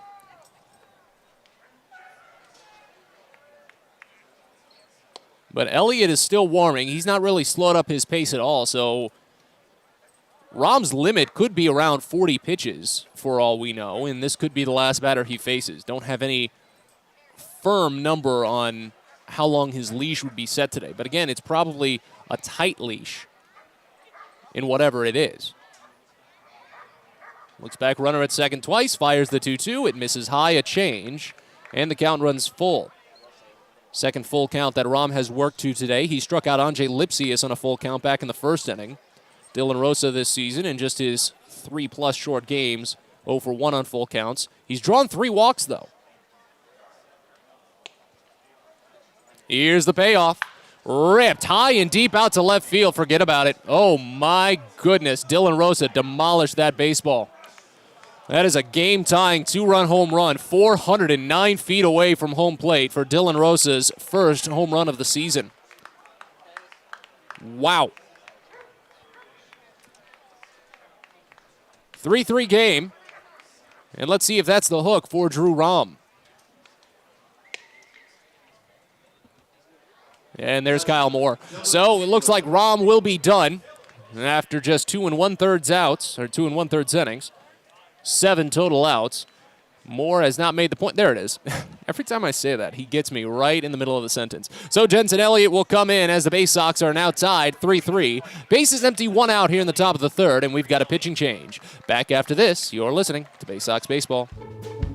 A birthday bash with the Baysox is the best time at the ballpark. Bring your friends and family out to celebrate and be the star of the show. Dance on the dugout with Louie, play games in the stadium, introduce a batter in the game, and you'll even get to have the stadium sing for you. Baysox birthday parties, an unforgettable, one-of-a-kind experience at Prince George's Stadium. Book yours by calling 301-464-4880 or at baysox.com.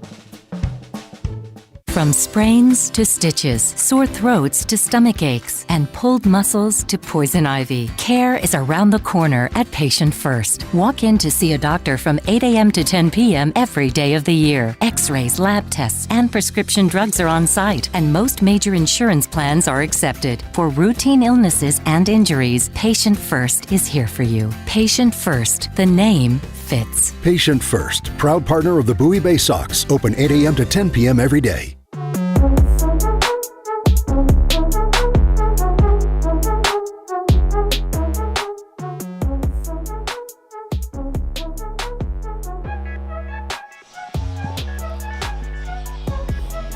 Back to Prince George's Stadium and a pitching change here for Bowie as we continue with the top of the third inning. Matt Sabatas with you in a tie ball game. 3-all on a big 2-run blast by Dylan Rosa, knocking Drew Rom out of the game. The line on Rom is final as he departs with the bases empty, and it's a no decision for the left-hander. But a season short, 2 1/3 innings, again anticipated because he's coming back from a 3-week stint on the injured list.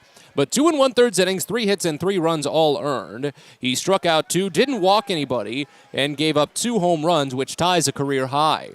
Makes way for Jensen Elliott, who faces catcher Dylan Dingler with bases empty, 1 away. First pitch.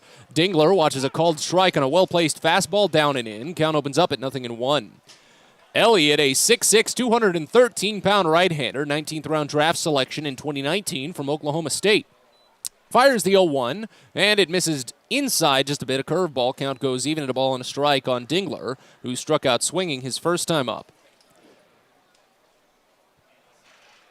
They play him hard to pull, the right-hander. Next pitch. Inside again. Changeup runs the count to 2-1. Elliott for Bowie is making his 5th appearance. He's got a 1-0 record with a 4.91 ERA in 11 innings. 7 strikeouts, hasn't walked a batter, and this one singled up the middle of base hit. Actually split the legs of Jensen Elliott. Just threw the wickets there for a hit. Dingler has hits in back-to-back games now for the Seawolves. So runner aboard with 1 out, and here's Carrie Carpenter. It's only the second time in Elliott's now 5 appearance that the leadoff batter he's faced has reached safely.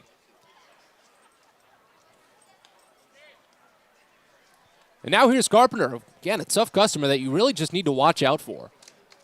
Solo home run in the first inning. And the first pitch home is a fastball that misses down 1-0. Home runs in back-to-back games now and a seasons-long 7-game hitting streak for the lefty.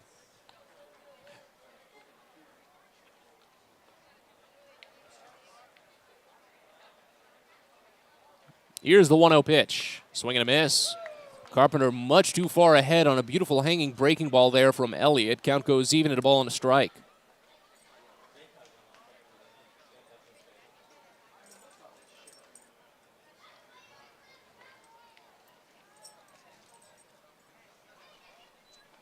Here's the 1-1. Misses away.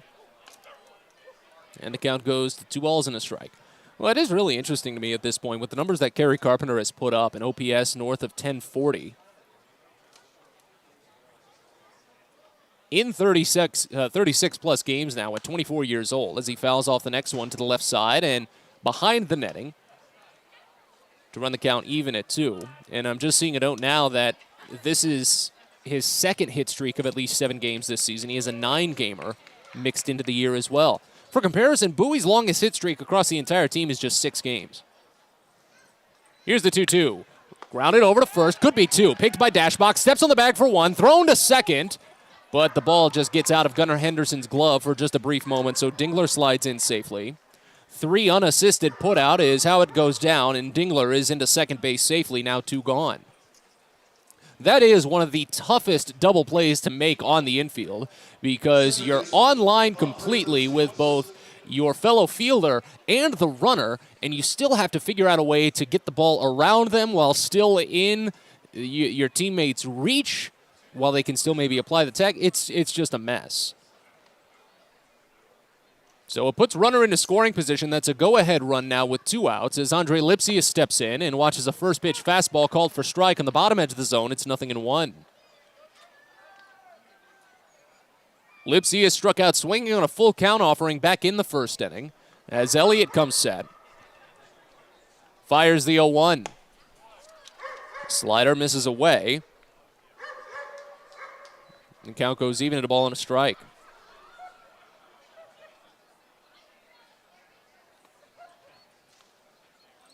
3-3 game here in the top of the third. The 1-1. Lipsius grounds it over to third, off the bag, into left field, a base hit. It'll score Dingler.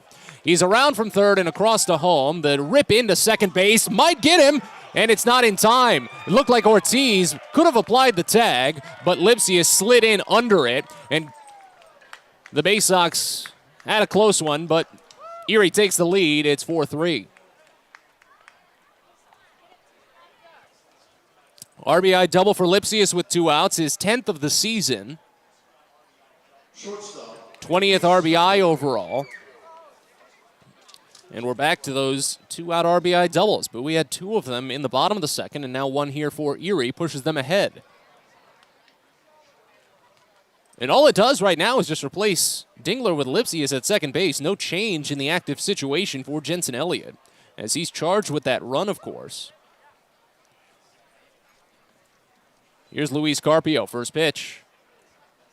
Fastball misses wide, and the count opens at 1-0. Carpio popped out to first base on an 1-2 offering back in the second inning.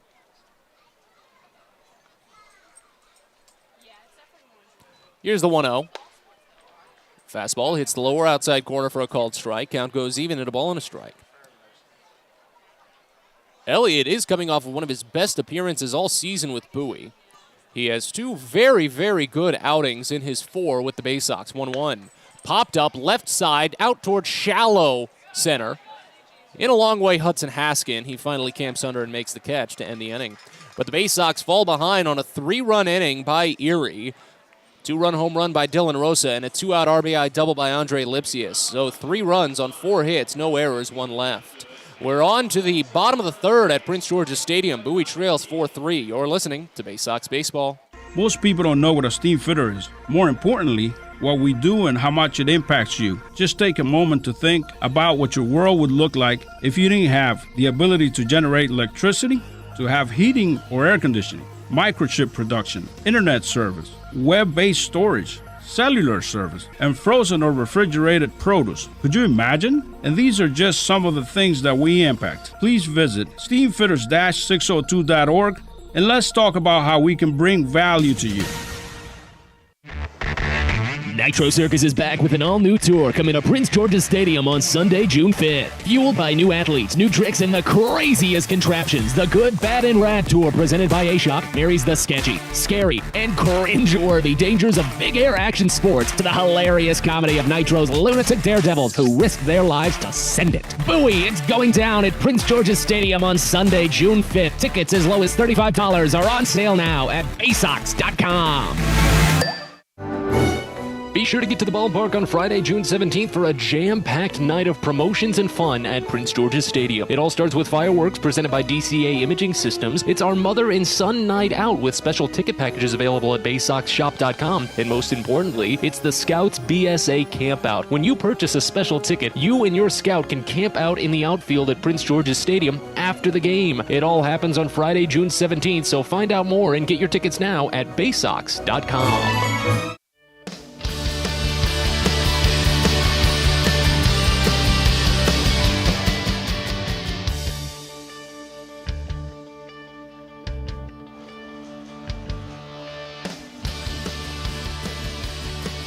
Well, the Baysox back behind, still just by 1 run now, as it's 4-3 Erie. Christopher Cespedes will lead things off, the number 5 batter for Bowie in the first pitch. Checked on a curveball, called for strike, bottom edge. It's 0-1. Cespedes lined out to first base, a weak liner up the line in the first inning. 0-1 pitch. Called a strike again. Changeup misses just away from Cespedes, and the count goes to 0-2. The bases were loaded when Cespedes stepped up, and it probably would have driven in 2 runs at that moment, and the Baysox came up with nothing. The 0-2 fastball away. Flores tried to get Cespedes to chase, but he didn't. Count goes to a ball and 2 strikes now. Lights on here at Prince George's Stadium. It's been an overcast day pretty much all day. You can see a little peek through some of the low-hanging clouds as the 1-2 comes in low to Cespedes. Count evens. Base is empty. Nobody out here in the bottom of the 3rd inning as Bowie trails 4-3. You can see a peek through some of the lower hanging clouds, but as you look through them, you can see some more clouds behind them. That's just the kind of 2-3 days it's been here in Bowie. The 2-2 misses just wide again, a fastball. So from behind 0-2, Cespedes has run it full. Flores only worked to 2 full counts in his Double-A debut. Picked up a strikeout and a walk. Here's the payoff to Cespedes. Down and away, ball 4. That was the first full count he'd worked to today as well, and Cespedes draws the 2nd walk for Bowie this afternoon. So tying run aboard to lead things off here in the bottom of the 3rd, and Andrew Dashbach will take over. First baseman, Andrew Dashbach. Struck out swinging back in the 1st inning, and that ended the frame. He went down on just 4 pitches. Didn't see a pitch outside of the zone. First offering. There's a pitch outside of the zone, high fastball, and the count starts out at 1-0 on Dashbach.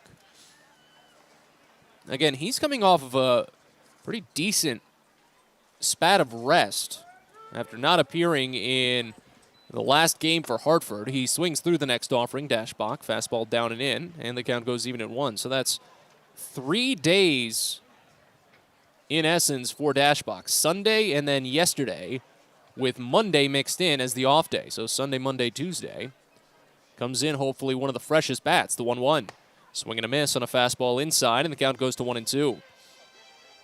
Well, that pitches per plate appearance number 2 that I love to talk about. Dashbach was one of the best in the Eastern League at it over the month of April, but the number has been trending down, to put it lightly. The 1-2, called strike 3. Fastball on the bottom edge. Dashbach goes down on 4 pitches.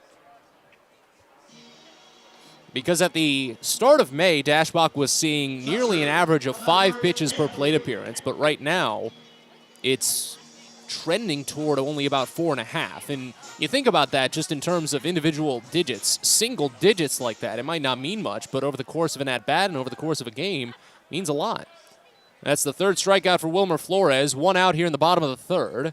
Here's Maverick Handley, and the first pitch misses down for a ball. It's 1-0. Handley singled to open up the 2nd inning for Bowie, and he scored the tying run on Gunnar Henderson's 2-out, 2 RBI double. Pickoff throw back to first. Cespedes slides in safely. Tag got there a little late. We'll wait on the 1-0. Cespedes did not attempt to steal when he was with AAA Norfolk for 3 games. Here's the 1-0. Handley swings through it, change up inside, and the count goes even at a ball and a strike.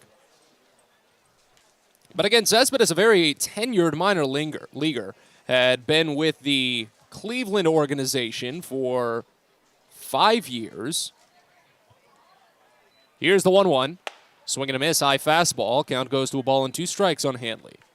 Across his entire minor league career, Cespedes a little bit over a 500 stolen base threat. 19 steals, 14 times he's been caught.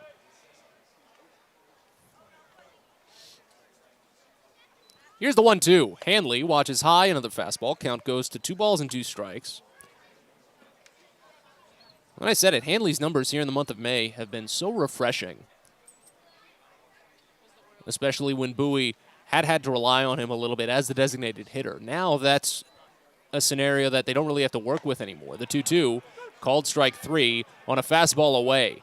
Hanley has one piece to say about it before taking the high road and walking with a stiff upper back to the dugout. But that's back-to-back strikeouts for Wilmer Flores. First backwards K, and he's got 4 overall this evening. 2 straight outs after the leadoff walk.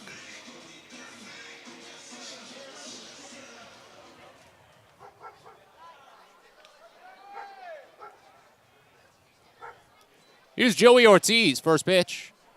Breaking ball called for strike on the upper inside corner. It's 0-1. Flores looks to be getting back into rhythm at this point, but he is still up to 57 pitches overall, and with those strict pitch limits that the Tigers have been enforcing. Interesting to see if he'll get through 4. Next pitch swung on and missed high. A fastball runs the count quickly to 0-2 on Ortiz, who is hit by a 1-0 pitch back in the second inning.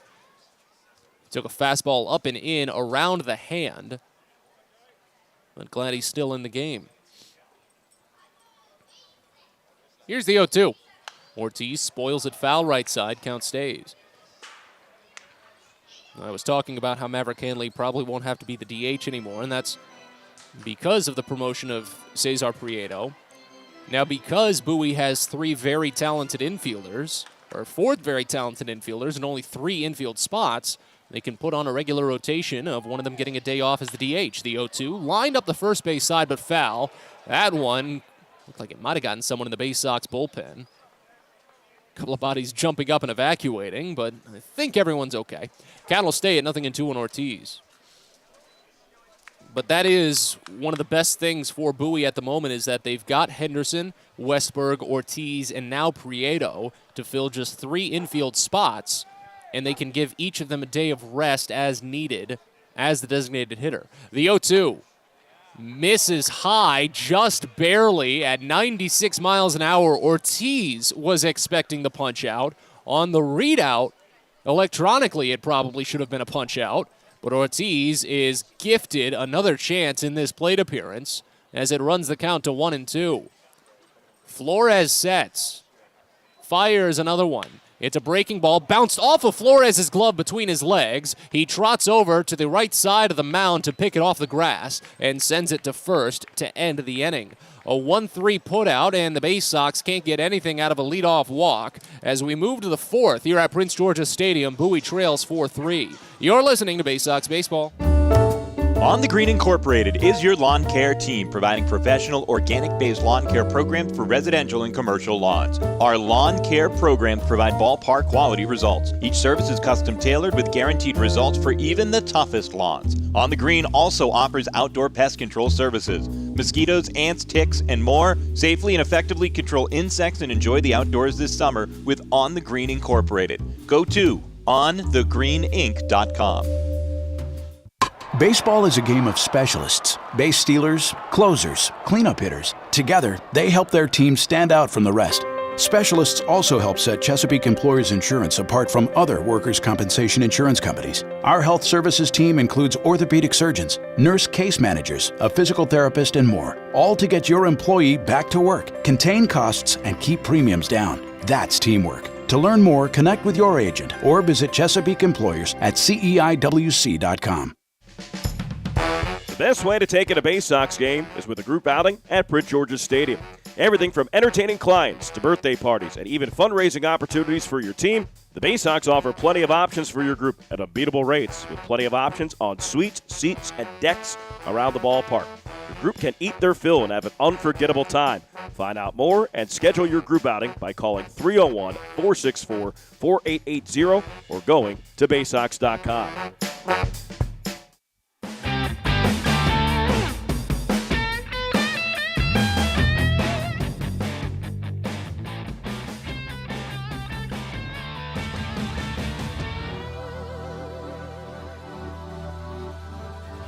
We're on to the fourth inning here at Prince George's Stadium as Bowie trails 4-3. Jensen Elliott gets back to work for the Baysox after giving up a run in his first inning of relief. This is his first full inning. He faces left-hander Parker Meadows to start. First pitch misses away, a change. Count starts out at 1-0. Adley Rutschman watch up in New York. He had a single. Here's the 1-0. Misses away, and the count goes to 2-0. I'm not going to be that tuned in on Adley Rutschman, of course. But it is nice to see that he's not looking like he's running as much into potential issues that maybe some of those other prospects have been. The Julio Rodriguez's, Kellenics of the world. Here's a grounder over to the right side. Going to be a tough play for Dashbach. He scoops, gloves to the pitcher, covering, and it's in time. That was a foot race. Elliott just won. He's got those long legs at 6'6". And it's a 3-1 putout, just barely retiring Parker Meadows. Third baseman, Gage Workman. Here's Gage Workman. Switch hitter will bat as a lefty now after batting as a right-hander in his first plate appearance. He grounded out to third base.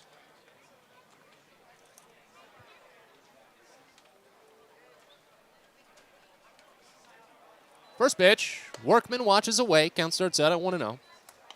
He's actually had his struggles when batting as a left-hander this season. His numbers are relatively even, regardless of the side of the plate, but they're just a little bit lesser as a lefty. Here's the 1-0. Swing and a miss on a breaking ball down. Count goes even to the ball and a strike. But in all honesty, you could just have it be down to sample size or just random chance.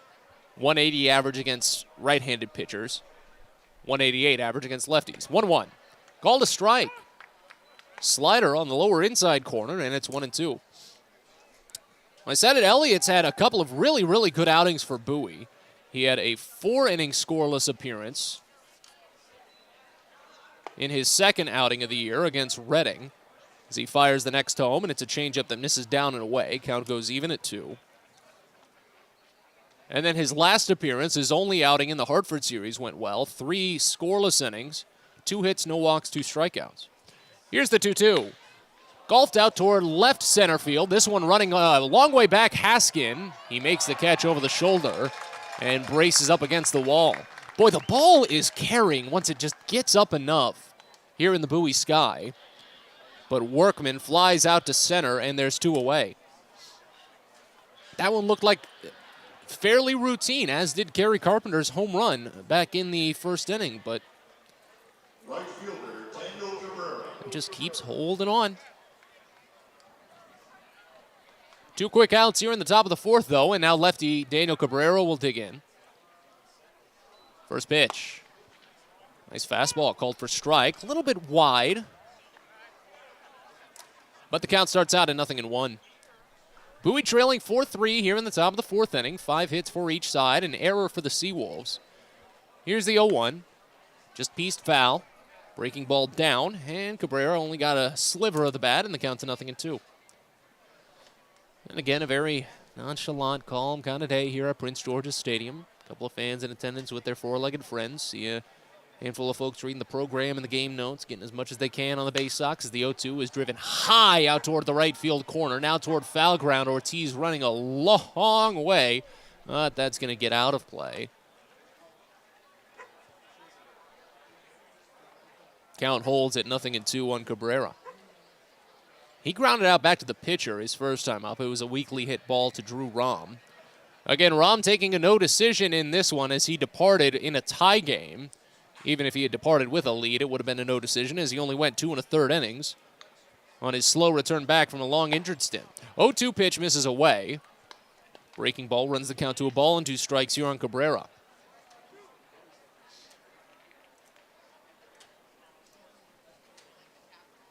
.27 pitches so far for Elliott, the 1-2. Swinging a bouncer right back to the mound again. Boy, Cabrera can't hit it anywhere else, can he? Elliott gloves it on one hop, runs over and underhands to first, and he'll keep running back to the dugout. 3 up, 3 down, fourth inning. As we go to the bottom of the frame at Prince George's Stadium, Bowie still trails 4-3. You're listening to Baysox Baseball.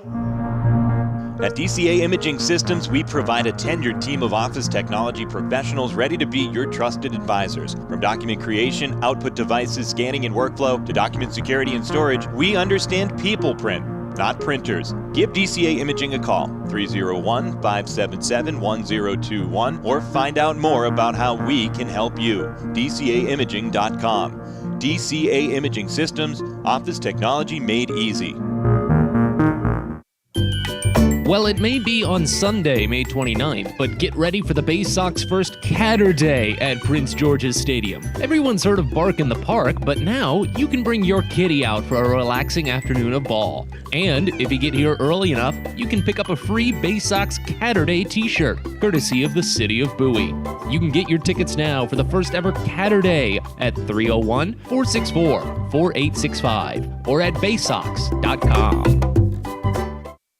Sky Shooter Displays by ZY Pyrotechnics will be lighting up the sky with top-of-the-line fireworks shows following Baysox games all season long. We will give you the best bang for your buck. Sky Shooter Displays include traditional shows, true pyro musicals, custom choreographed plays, and much more. The night sky is truly limitless, so don't be shy. Give ZY a try. Find out more by calling us at 570-328-1361 or visit us online, zypyrotechnics.com.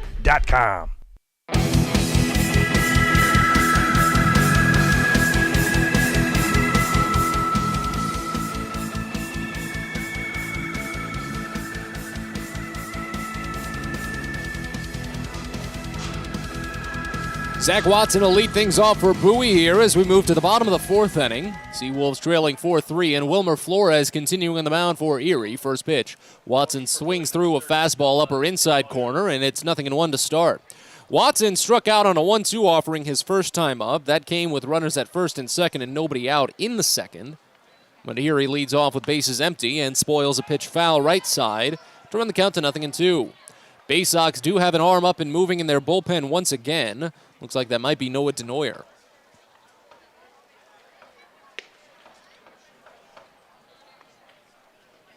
Here's the 0-2 pitch.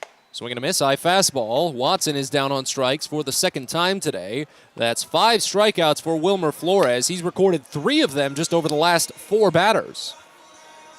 Designated hitter, Cesar Prieto. Back to the top of the lineup in Prieto.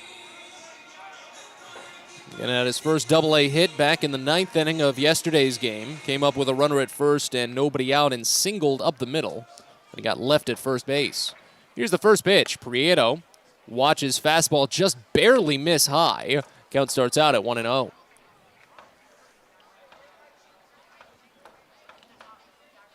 Here's the 1-0. Pieced off the mask of the catcher. Count goes even at 1. You know, watching a little bit of Dylan Dingler work behind the dish reminds me of a video I saw of Adley Rutschman. I think it was yesterday or the day before. It was a singular pitch that he had framed for a called strike 3. Next offering. Prieto watches down a curveball. Count goes to 2-1. Bases empty, 1 away here in the bottom of the 4th. Bowie trails 4-3. And I'm not a big expert. I don't have the best eyes when it comes to pitch framing, but I can see that Dingler has a little bit more of a knack to it. The 2-1 lifted high out toward left field. This one toward the corner. Rosa running on it and pulling it down with a step on the warning track in fair territory. So Prieto flies out to left, deep part of left, but still a fly out, and there's 2 gone. Shortstop, Gunnar Henderson.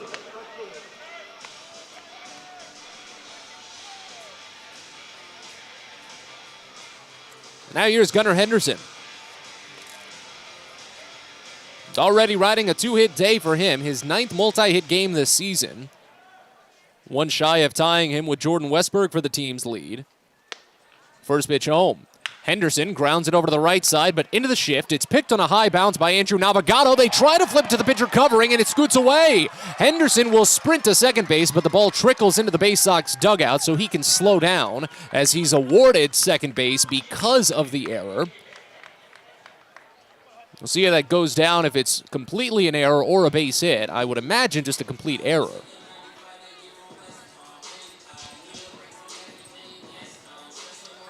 Whatever the case, Henderson has reached 3 times today. So they do give Henderson the hit, a single to first in an E1. Missed catch error by the pitcher. And Henderson advances to second, now on his 3rd 3-hit game of the season, tied for the most on the Baysox this year. So now tying run in scoring position for Hudson Haskin with 2 outs. First pitch. Haskin checks his swing. Fastball called strike high. We've seen pitches in that zone called balls in this game. Count opens up at 0-1. It's really interesting the way the top half of the zone has been called over the last 2 weeks for Bowie. There have been plenty of pitches that look like they should be going for strikes and haven't. Here's the 0-1. Spoiled foul right side, and the count goes to 0-2. Right-hander warming in the pen for Erie now as Wilmer Flores has now gotten to 73 pitches. Dario Gardea getting loose. Fresh addition to this roster, added just yesterday. And time called by Haskin just as Flores had kicked. That's difficult for Flores to try and bounce back from because his leg was in the air just as it went up. And now we've got a call for time because one of the pitches from the bullpen for Gardea got loose. Rolled it in the warning track in left field. And we'll wait on the 0-2.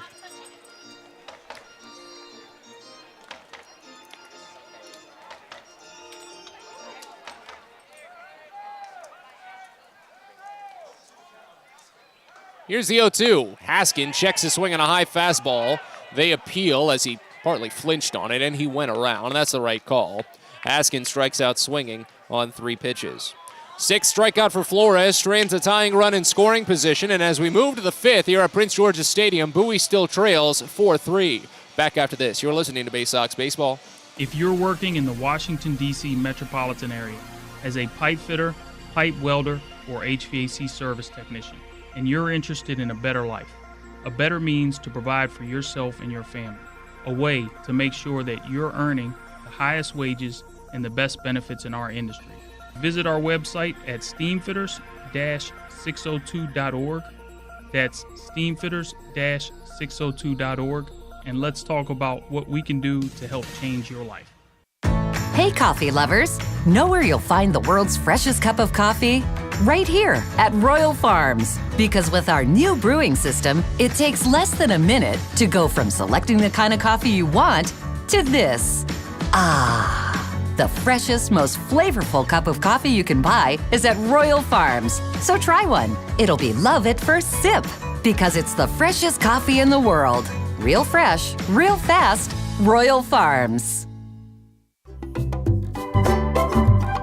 Hey kids, the Baysox Futures Club is the best way to be a fan of the Baysox, and it's completely free for kids ages 3 through 12. Futures Club members get access to special members-only events, discount ticket offers, and free gifts for just signing up. Parents, head over to Baysox.com to sign up your kids, so don't miss out on all the promotions and giveaways at Prince George's Stadium this season and next. The Baysox Futures Club. Sign up now at Baysox.com.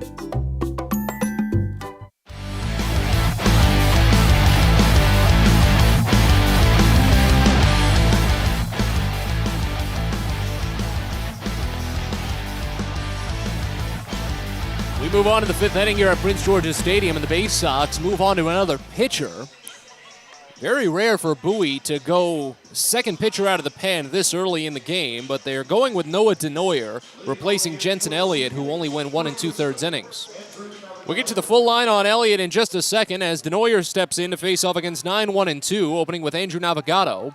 Baysox trailing 4-3 here in the 5th at Prince George's Stadium. First pitch, ripped to third, and just off the glove of Westberg into left a base hit. That's probably going to go down as a single with how reasonably struck it was, but it's a single for Navigato, a 2-hit day for the right-hander. So back to the top of the lineup in Dylan Rosa. Got to give you the final line on Jensen Elliott. An inning and 2/3. He gave up 2 hits and 1 run. It was all in a string of 3 batters. And after that, he retired 4 straight, but didn't strike anybody out, didn't walk anybody, didn't give up any home runs. That was just the day. He's in line for a loss, though, as Bowie trails 4-3. That was the go-ahead run for Erie. First pitch to Dylan Rosa, misses down and away. Count starts out at 1-0. Rosa had a towering, game-tying 2-run home run with 1 out in the 3rd inning against Drew Rahm that knocked Rahm out of the game. I already said it tied the game. Don't need to be redundant on that. As Rosa steps out of the box and steps back in. Here's the 1-0. Called a strike. Bottom half on a fastball. Rosa thought about his swing, but pulled back. Count goes even at 1. Noah Denoyer, 6'5", 225-pound right-hander. Minor league free agent pickup in 2019. Fires the 1-1. It swung on and missed, down and inside. Maverick Hanley made sure it stayed in front of him as it ate up some dirt, and the count goes to 1-2. On the season with Bowie, Denoyer has made just 2 appearances and gone 0-1, a 5.14 ERA in 7 innings with 6 strikeouts and 1 walk. He's given up 4 runs total. Here's the 1-2. Called strike 3. Rosa knew it. Change up on the outside edge and a great pitch from Noah Denoyer, located perfectly. That's his first strikeout. It's backwards. 3 strikeouts overall for Baysox pitching this evening. Denoyer had a very interesting Double-A debut. Recall it back in Reading on the 13th. At this point now, watching him pitch since, I really feel as if his debut might have been just adrenaline in terms of his rhythm, because it wasn't rhythm, it was just go, go, go. First pitch to Dylan Dingler, misses up and in for a ball, it's 1-0. He started 6 up, 6 down in what was just an absolutely wild game. Got ground outs and fly outs abound. He was a grounded to third. Westberg could turn 2. Sent to Ortiz for 1. Back to Dashbach in time. 5-4-3 double play, and the inning is over. We can talk more about Denoyer later as Westberg turns his second double play of the season. We're halfway home here at Prince George's Stadium as Bowie trails 4-3. You're listening to Baysox Baseball. Hey, Baysox fans, if you've got a teacher or educator in your life that's meant a lot to you, or if you're one yourself, then you don't want to miss out on the Baysox Educator Appreciation Week from Tuesday, June 28th to Friday, July 1st. Teachers and educators who show a school ID at the Baysox ticket office will get 2 free tickets to a game of their choice between those days, all sponsored by Educational Systems Federal Credit Union. Again, it's Educator Appreciation Week at Prince George's Stadium, Tuesday, June 28th to Friday, July 1st. Fielder's Choice Flex Packs with the Bowie Baysox. The best value to see the best games at Prince George's Stadium. You could save up to 30% on your selected seat from day one and enjoy a number of exclusive member benefits, including flexible exchange options, discounts on suite rentals, special access to the Diamond View restaurant, and a free members collectible at your first home game of the year. Get your pack now by calling 301-464-4865 or heading online to baysox.com. Everyone deserves a great smile, and Rad Orthodontics is here to help you, Bowie Baysox fans. Rad Orthodontics accepts most insurance, and whether it's braces or Invisalign aligners, anyone can get the smile they've always wanted with our flexible payment options. With 2 of the country's leading orthodontists right here in the DC area, we love to see Baysox fans smile with confidence. So get that amazing smile you deserve. Visit radsmile.com today and book your free consult. That's radsmile.com for Rad Orthodontics, official smile provider of the Bowie Baysox.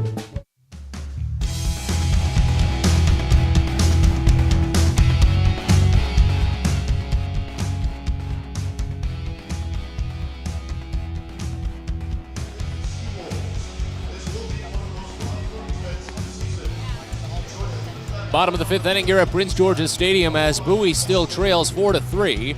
Interesting decision as Wilmer Flores will come back out for his 5th inning of work. Looks like they might be trying to set him up for the win in his second Double-A start.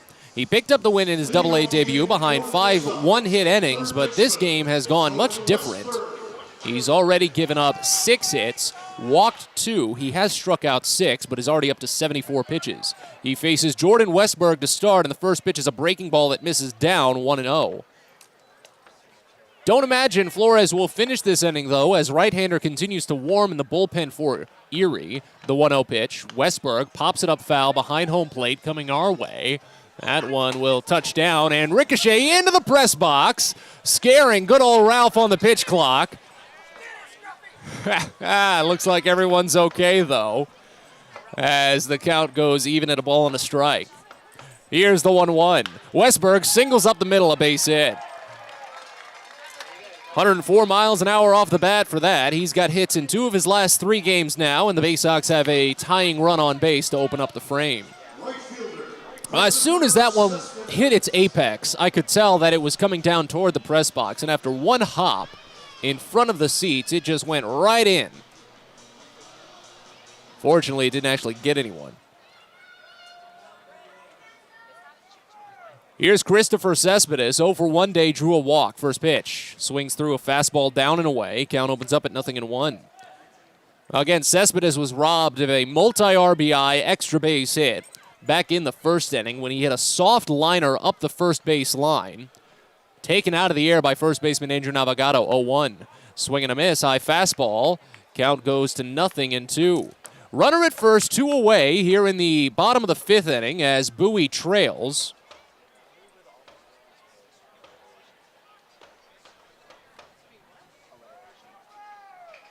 Here's the 0-2 pitch. Swing and a miss, strike 3. He went around on a high fastball. They appeal, but I don't even think that one was necessary, as Cespedes really didn't get it back fast enough. He's down on 3 pitches. 7th strikeout for Flores, first out of the inning. Do they keep him in for Dashbach? It doesn't look like they will. Gabe Alvarez is out of the dugout, has not made the point just yet. This is the first mound visit, and there's the point. So, we will get a pitching change. Flores will not get a chance to win his second Double-A start, as Bowie did drive him into the ground some. But the Baysox still trail, and they will try to maybe tie the game against the new pitcher. We'll step aside and tell you about the new hurler in just a little bit. We're back with more of the bottom of the 5th after this. You're listening to Baysox Baseball. Hey Baysox fans, On the Green Inc. is a proud sponsor of the Baysox and is celebrating 25 years of providing custom lawn care and pest control programs with guaranteed results for residential and commercial lawns. Mention this ad and receive a discount on your first lawn care or pest control service. Enjoy the outdoors this summer with On the Green Inc. Visit our website at onthegreeninc.com or call 410-695-0444. Let's go Baysox and On the Green Inc., your lawn care team. The best way to take in a Baysox game is with a group outing at Prince George's Stadium. Everything from entertaining clients to birthday parties and even fundraising opportunities for your team, the Baysox offer plenty of options for your group at unbeatable rates with plenty of options on suites, seats, and decks around the ballpark. Your group can eat their fill and have an unforgettable time. Find out more and schedule your group outing by calling 301-464-4880 or going to Baysox.com.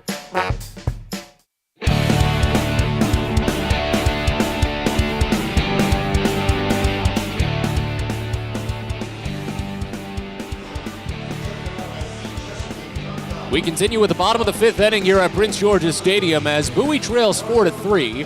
They have tying runner at first base with 1 away, and the Erie Seawolves making a pitching change. Wilmer Flores' day is done. It's a no decision for him as he could not complete 5 innings. 4 1/3 innings, 7 hits, and 3 runs all earned. He struck out 7 and walked 2. He's got 14 strikeouts over 9 1/3 innings in Double-A ball. Excellent numbers for the young right-hander. Dario Gardea is the reliever for Erie, and the first pitch home to Andrew Dashbach is a fastball that misses high, 1-0 to start. Gardea, a 6'2", 210-pound, 23-year-old right-hander from Chihuahua, Mexico. Free agent signed back in 2018 for the Tigers, 1-0. Misses high on Dashbach, and the count to 2-0. He's actually making his Double-A debut at this moment, but he's already made his Triple-A debut. Tossed a scoreless inning with 1 hit and 2 strikeouts for Triple-A Toledo back on the 21st. Here's the 2-0. Dashbach thought about a fastball away, but doesn't go after it. It's called for strike on the upper outside corner. Count to 2-1. 0 for 2 day for Dashbach. He struck out twice. This is the first time he's gotten to a 2-ball count, though, so the 2-1 pitch, swing and a miss, slider down and away, and the count goes even at 2. Gardea, combined between 12 appearances with High A and his Triple-A stint, has gone 1-1 this season with a 2.79 ERA, 17 hits, 29 strikeouts to only 2 walks in 19 1/3 innings. The 2-2, swing and a miss. Dashbach is down on strikes for the 3rd time today. That time a fastball up and inside. First strikeout for Gardea, 8th overall for Erie pitching, and after a leadoff single, the Baysox, they got to do some work now with 2 outs. Here's Maverick Hanley, 1 for 2 day, single and a run scored in the 2nd inning.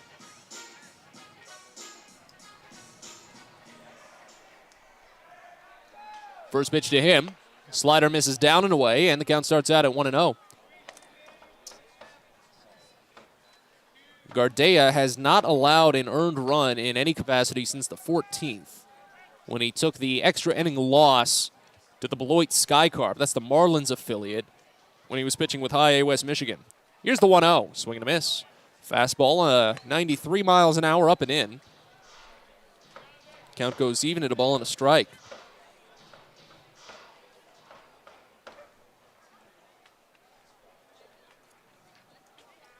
Westberg still at first base after singling up the middle. The 1-1 pitch just misses away a change. Count goes to 2-1.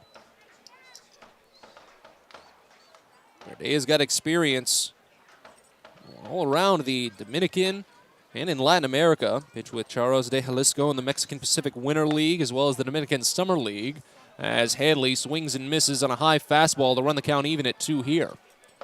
Again, Bowie trails 4-3 in the bottom of the 5th inning. Runner at first, now 2 away after a leadoff single by Westberg. Gardea trying to get out of the runner. The 2-2. Slider misses away, and the count runs full. First time he's obviously been handed an inherited runner with Erie this season. Handley on full counts, 1 for 8 this year, 5 strikeouts, 5 walks. Not too much wind to speak of as Gardea sets at the belly. There goes Westberg. The 3-2 is knuckled foul our direction, a little too high. And the count stays full.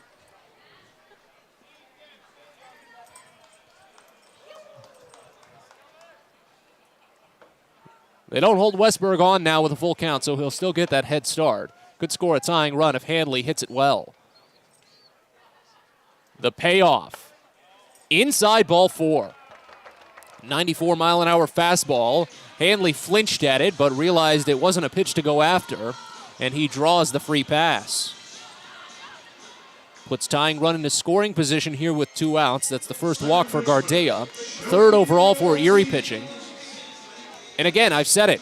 This is all because of Bowie's approach at the plate. It's not because these Erie pitchers are having off nights. So many of these pitchers that Bowie have faced this season have such low walk numbers. Flores only walked 1 batter in his Double-A debut, walked 2 today. Here's Joey Ortiz, first pitch. Called a strike on a low fastball, count 0-1. And then Gardea, only 2 walks over 19 1/3 innings between High A and Triple-A. And he's already walked a batter, just his 2nd batter here today. Ortiz is 0 for 1 on the day, the 0-1 pitch. Slider misses away, and the count goes even at a ball and a strike. He grounded out back to the pitcher. A weakly hit grounder in the 3rd. He got hit by a pitch in the 2nd, was taken out on a force. 1st and 2nd, 2 away here as Bowie trails by 1 in the bottom of the 5th. The 1-1 from Gardea. Misses down and away. Dingler has to smother it. I think it might have gotten him on the thigh a little bit as he's down to a knee, just asking if he can catch his breath. And the home plate umpire grants the request, cycles out the baseballs for Gardea. Uses the opportunity to brush off home plate. Count goes to 2-1.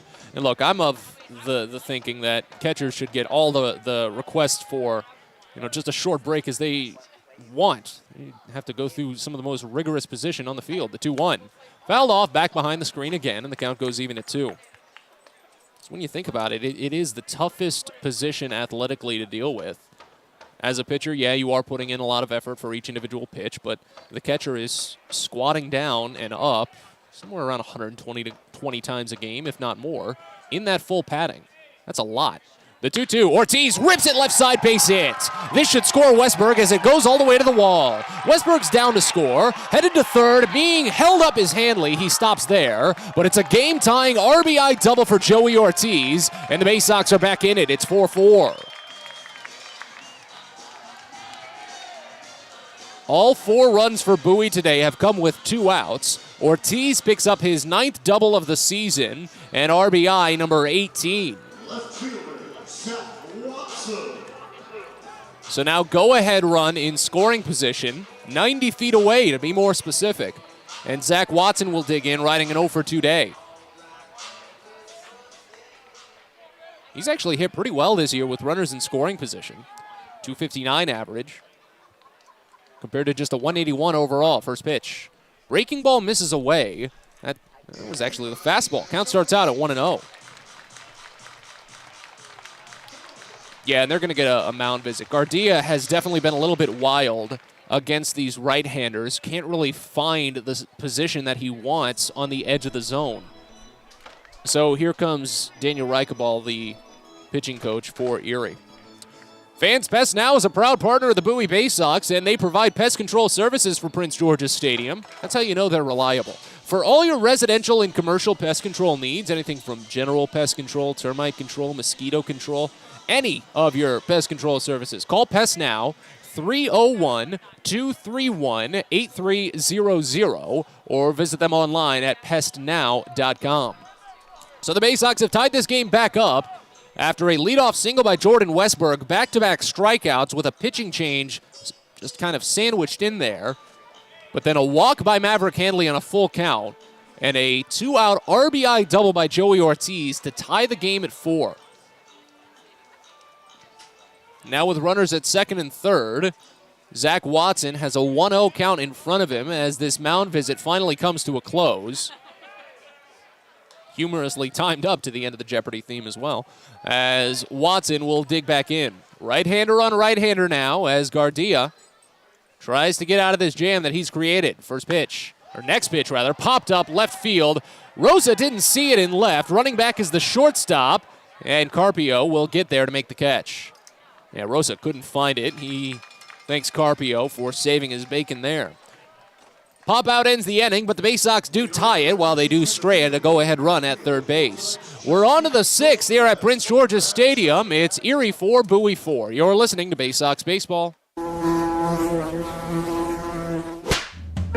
Pest Now is proud to partner with the Bowie Baysox and provide their pest control services. For all your residential and commercial pest control needs, call Pest Now. For general pest control, termite control, mosquito control, and all other pest control services, call Pest Now. You can reach us at 301-231-8300 or visit us online at www.pestnow.com.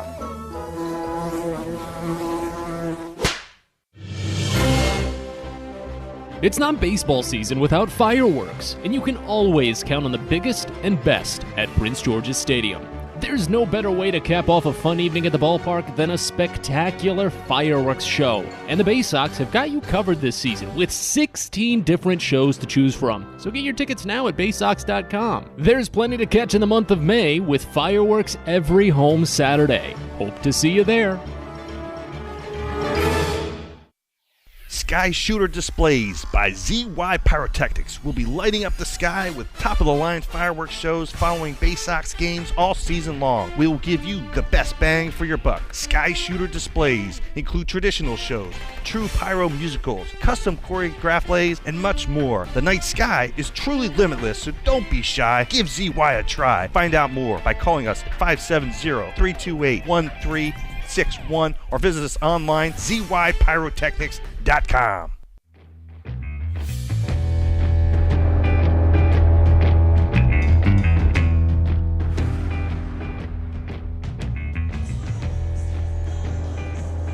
Rolling on to the 6th inning here at Prince George's Stadium as Bowie and Erie are tied at 4. Already a back-and-forth game so far with 2 lead changes and a tie. As 3, 4, and 5 will dig into the box for Erie in this frame, starting with Carrie Carpenter. Noah Denoyer back to work, faced the minimum in the 5th inning thanks to a double play, did give up a base hit. Carpenter grounded out to first base his last time up, hit a solo home run, lofted out to the left field corner back in the first. First pitch. Called a strike on a low fastball. Count begins at 0-1. It's Carpenter, then Andre Lipsius and Luis Carpio due up in this half inning for Erie. They play him a little bit to pull as the 0-1 pitch is called a strike. Changeup hits the bottom edge, well placed by Noah Denoyer, and the count's 0-2. While they do play him to pull, third base Jordan Westberg is playing in a routine spot, while the shortstop Gunnar Henderson is playing as close to second as he can. The 0-2 just barely misses, a curveball a bit away, and the count goes to a ball and 2 strikes. Denoyer comes set, kicks and fires the 1-2, and it's swung on and missed for strike 3. Pitch in the dirt, but Carpenter doesn't take off. Hanley picks it and tags him. That's the second strikeout for Denoyer, and there's one away here in the 6th. Now, he is starting to do a little bit of what I was hinting at back in his first inning of relief, the fifth. In his Double-A debut, I'm not sure if it was adrenaline or whatever it could have been, he was just moving so fast. It got to the point where I was counting the seconds on the pitch clock, and more often than not, he was offering the pitch after only 2 seconds. Here's Andre Lipsius, and the first pitch is a changeup called for strike on the inside edge. It's 0-1. And Denoyer does have a very quick come-set-to-delivery motion, the 0-1. Fastball misses away at 96 miles an hour on the gun. A ball and a strike now. Because he just holds down with glove rested on thigh and ball rested on the other thigh. As the 1-1 comes in, it misses down a changeup. Count goes to 2 balls and a strike. And from that resting position with glove and ball on separate thighs, he brings them together just in front of his waist and quickly moves right into his motion. Here's the 2-1. Misses down and away. Another change in. The count goes to 3 balls and a strike here on Lipsius, who had an RBI double in the 3rd inning. That gave Erie the 4-3 advantage at the time. The Baysox have since tied it. 3-1. Fouled off right side. 96-mile-an-hour fastball down and away, and the count runs full. Second full count that Lipsius has ran into today. He struck out swinging back in the 1st inning. Here's the 3-2. Swing and a miss. He got him. Little piece off of the bat, but into the glove of Hanley. And back-to-back strikeouts for Noah Denoyer. He's got 3 on the day.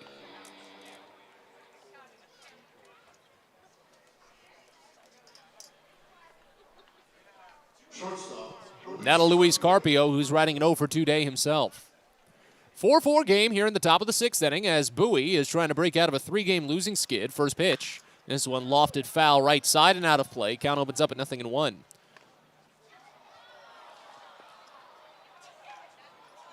But Denoyer, he definitely does work with a very quick rhythm, and I think it's because of just how tight he keeps his entire motion.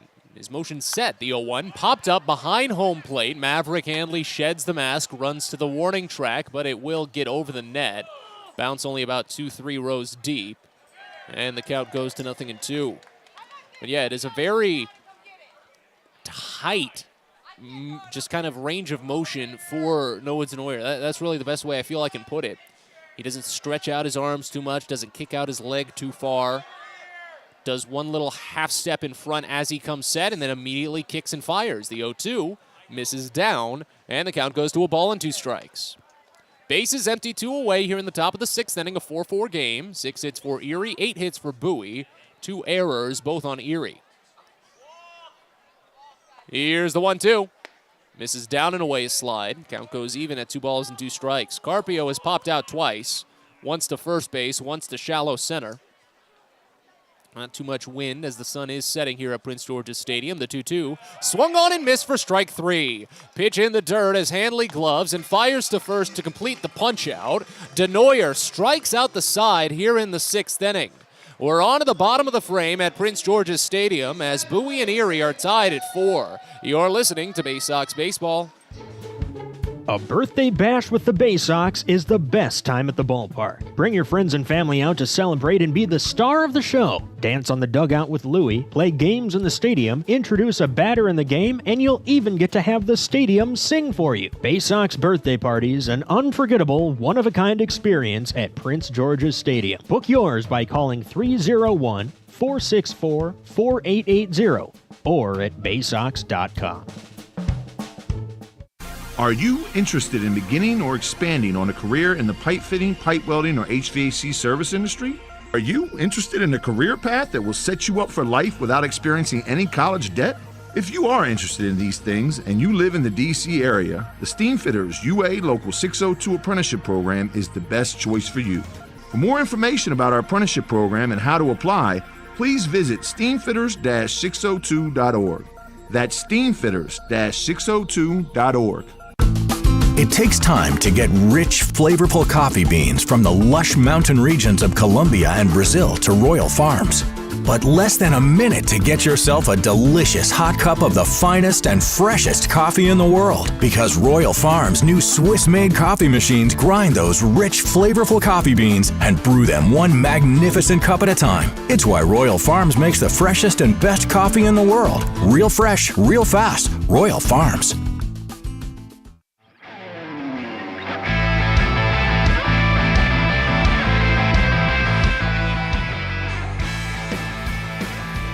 move on to the bottom of the 6th inning here at Prince George's Stadium. A 4-4 ball game. Top of the Baysox lineup due up against Darren Gardia to continue on the mound. First pitch home to the leadoff man, Cesar Prieto. Misses inside a fastball. Count starts out at 1-0. Again, Gardia just making his Double-A debut today, but is already fresh off of his Triple-A debut with the Toledo Mud Hens. Fired a scoreless inning for them. As the 1-0 pitch comes in, Prieto lofts it high and deep to left, but this one is slicing and will get foul. Touches down on the berm, or might have gotten over the fence to the Seawolves clubhouse, but whatever the case, it's a 1-1 count. Prieto 0 for 3 on the day, does have a run scored, reached on a fielder's choice in the 2nd inning. Came around to score on Gunnar Henderson's 2-out, 2 RBI double. Next pitch, swing and a miss. High fastball at 93 miles an hour, and the count to 1-2. Well, one of those hardest jumps that they always talk about is high A to Double-A. We'll see if Prieto can pick up the zone just about as easily as some of these other Baysox players have, as the 1-2 is drilled out toward right field and deep. This one to the corner, and it touches off the base of the wall. Prieto motors around first. He heads to second as the throw comes in from Cabrera. It's late. The first double in his Double-A career. Cesar Prieto's in scoring position to lead off the 6th.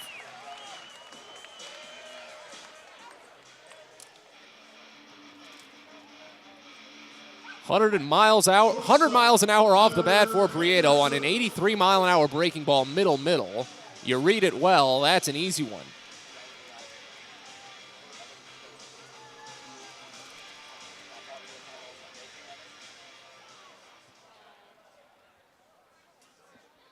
Here's Gunnar Henderson. He could play the go-ahead run here with a well-placed ball. Gardia comes set, fires the first pitch home to the left-hander, and it's swung on and missed down. Count opens up at 0-1. Henderson riding a 3-hit day at the moment, a pair of singles, a 2 RBI double, and a run scored. He's not had a 4-hit game at all this season. The Baysox actually only have 1 4-hit game all year. Here's the 0-1. Check swing, called strike on a high fastball. Count goes to 0-2. At this point, and at this rate, Henderson probably will still get a 5th plate appearance. J.D. Mundy has the only 4-hit game for Bowie this year. Had it back on April 15th, so about a month and a half ago at this point. I don't even remember that game. It's been so long. It's a long season, folks. We're still only on May 25th. And that was against Binghamton. Here's the 0-2 to Henderson.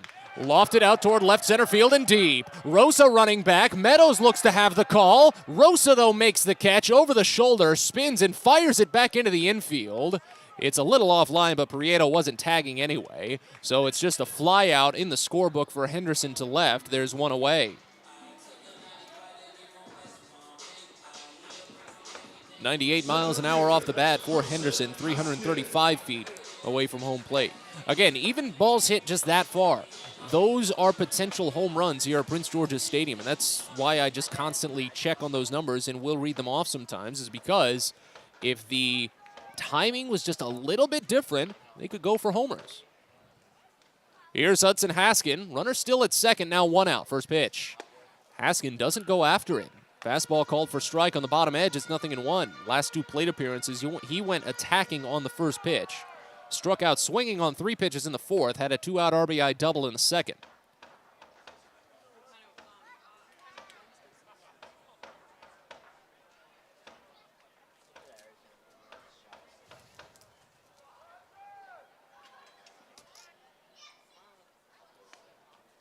Here's the 0-1. Haskin pops it up right side, shallow. Daniel Cabrera down a long way. Can he see it? He does. He makes the catch. Only about 10, 20 feet away from the infield. He really had to come down a long way for that one. And there's 2 away. So now here's Jordan Westberg, who's riding a good day at the plate.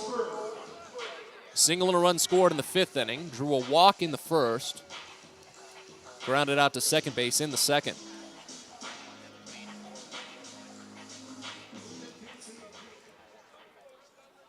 Righty on righty as Gardia tries to work around the leadoff double.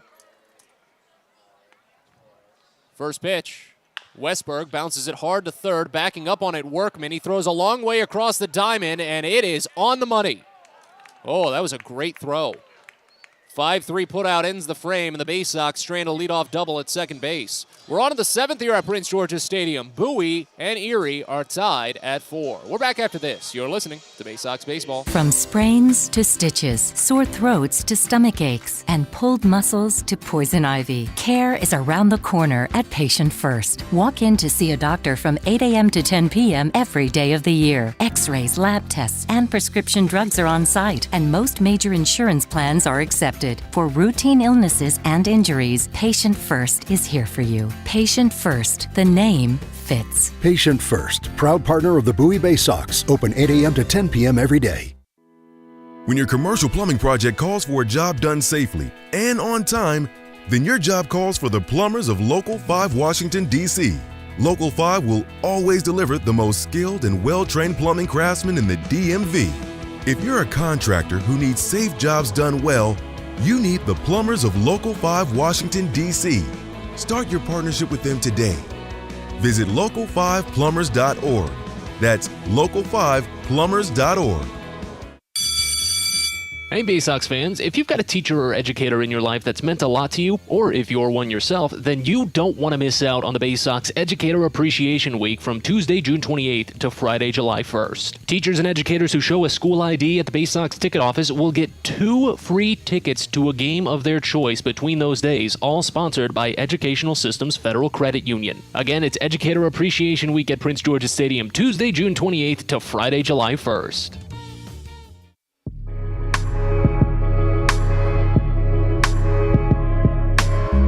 Got a fun one going here at Prince George's Stadium. A 4-4 game, 2 lead changes, a tie, and well, as Bowie has been getting runners on base, they've just been coming up empty, but Noah Denoyer has been mowing through the Seawolves batters so far.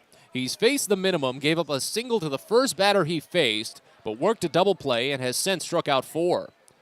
Parker Meadows will lead things off. Left-hander for Erie is riding an 0-for-2 day, grounded out to first his last time up. First pitch. He lofts it foul, third base side, and gets out of play. Count opens up at 0-1. Gerson Moreno is warming in the bullpen for Erie. He's practically been a household name in this Eastern League. He's been around for many, many years, the 0-1. Popped foul behind home plate. That hit off one of the speakers and let out a loud ring. Count goes to 0-2. Meadows flew out to center field his first time up in the second. Here's the 0-2. Liner, one hop to short, picked by Henderson at the wrist. He zips it to first, and it's in time.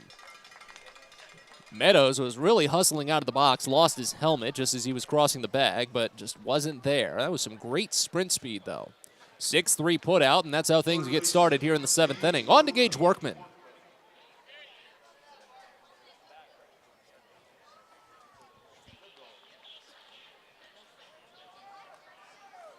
Workman batting as a lefty for the second time today. Grounded out to third base as a right-hander in the second. First pitch, he swings through a high fastball. Count opens up at 0-1.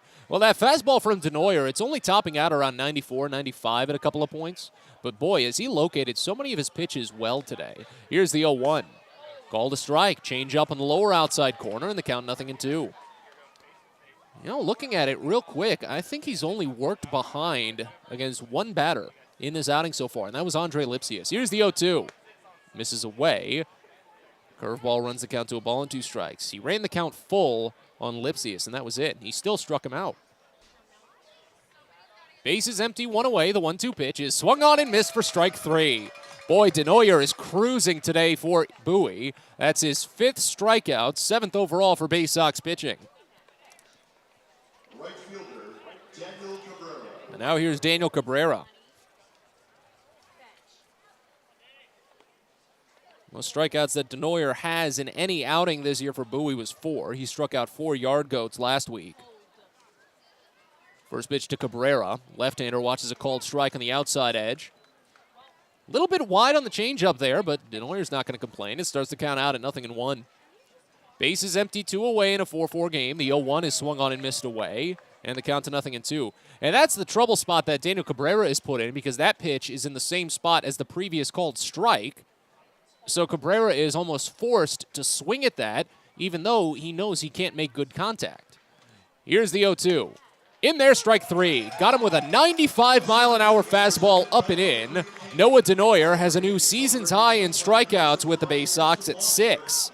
We're on to the bottom of the 7th. We stretch here at Prince George's Stadium. It's a tie game, 4-4. You're listening to Baysox Baseball. Get your gear and memorabilia from your favorite Baysox players and future stars of the Baltimore Orioles at the Tackle Box Team Store. Jerseys, hats, autographed bats and balls, all at great prices. Located right at the main gate at Prince George's Stadium and online at BaysoxShop.com, the Tackle Box is the only place to get the best Baysox gear for you and your favorite fan. It's the Tackle Box at Prince George's Stadium and at BaysoxShop.com. On the Green Incorporated is your lawn care team, providing professional organic-based lawn care programs for residential and commercial lawns. Our lawn care programs provide ballpark quality results. Each service is custom tailored with guaranteed results for even the toughest lawns. On the Green also offers outdoor pest control services. Mosquitoes, ants, ticks, and more. Safely and effectively control insects and enjoy the outdoors this summer with On the Green Incorporated. Go to onthegreeninc.com. Baseball is a game of specialists. Base stealers, closers, cleanup hitters. Together, they help their team stand out from the rest. Specialists also help set Chesapeake Employers Insurance apart from other workers' compensation insurance companies. Our health services team includes orthopedic surgeons, nurse case managers, a physical therapist, and more, all to get your employee back to work, contain costs, and keep premiums down. That's teamwork. To learn more, connect with your agent or visit Chesapeake Employers at CEIWC.com.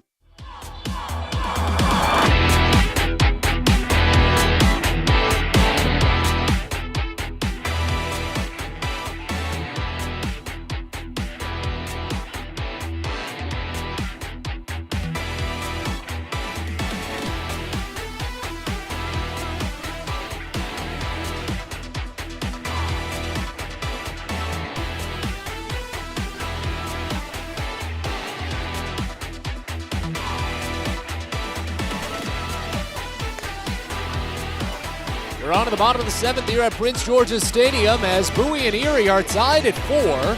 New pitcher takes over on the mound for the Seawolves, Gerson Moreno.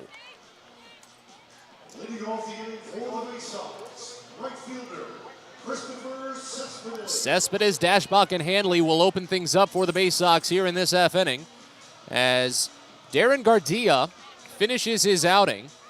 An inning and 2/3 scoreless, 2 hits, 1 strikeout, 1 walk. He did allow an inherited run to score, and that was the game's tying run. First pitch to Christopher Cespedes is a high fastball swung on and missed. It's 0-1. Moreno has been around this league for quite some time. A 6-foot, 218-pound, 26-year-old right-hander from Yamasa in the Dominican Republic. Minor league free agent pickup in 2020, his second stint with the Tigers organization. Next pitch misses away, and the count goes even at a ball and a strike. He's been a Tiger for parts of now 10 seasons, 9 seasons, 10 years. He first opened with the organization in 2013, and he's still only 26. Here's the 1-1. Slider misses down and away, and the count goes to 2-1. He's had some injury troubles, and he's been around the block with Erie, with High A Lakeland at the time, with AAA Toledo for a spell in 2021. But a lot of his work has actually been with the Seawolves. Here's the 2-1.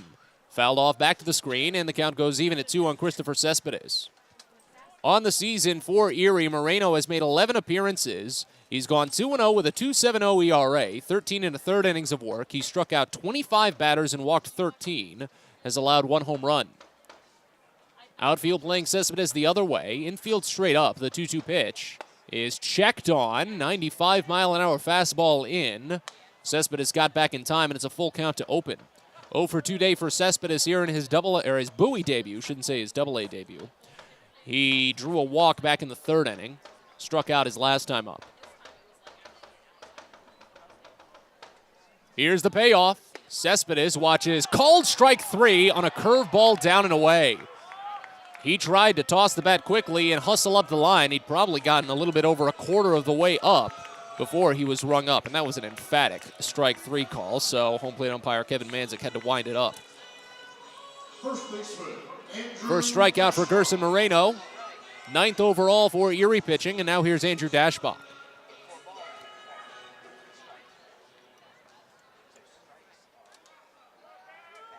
First pitch, Dashbach takes it on the shoulder. 94-mile-an-hour fastball, too. That one can sting. But fortunately, Dashbach is pretty well built in the upper body, so probably won't be much more than just a tough bruise. But the Baysox do have go-ahead run on first with one out now. But yeah, Moreno has spent most of his professional career here with Erie. 4 different seasons he's appeared in games for the Seawolves, and 80 total games. This is his 81st. Almost twice as much as any other team. First pitch to Maverick Hanley is swung on and missed, down for a strike. It's 0-1. Hanley riding a 1-for-2 day, singled and scored in the second, walked in the fifth, got to third base, but was left stranded.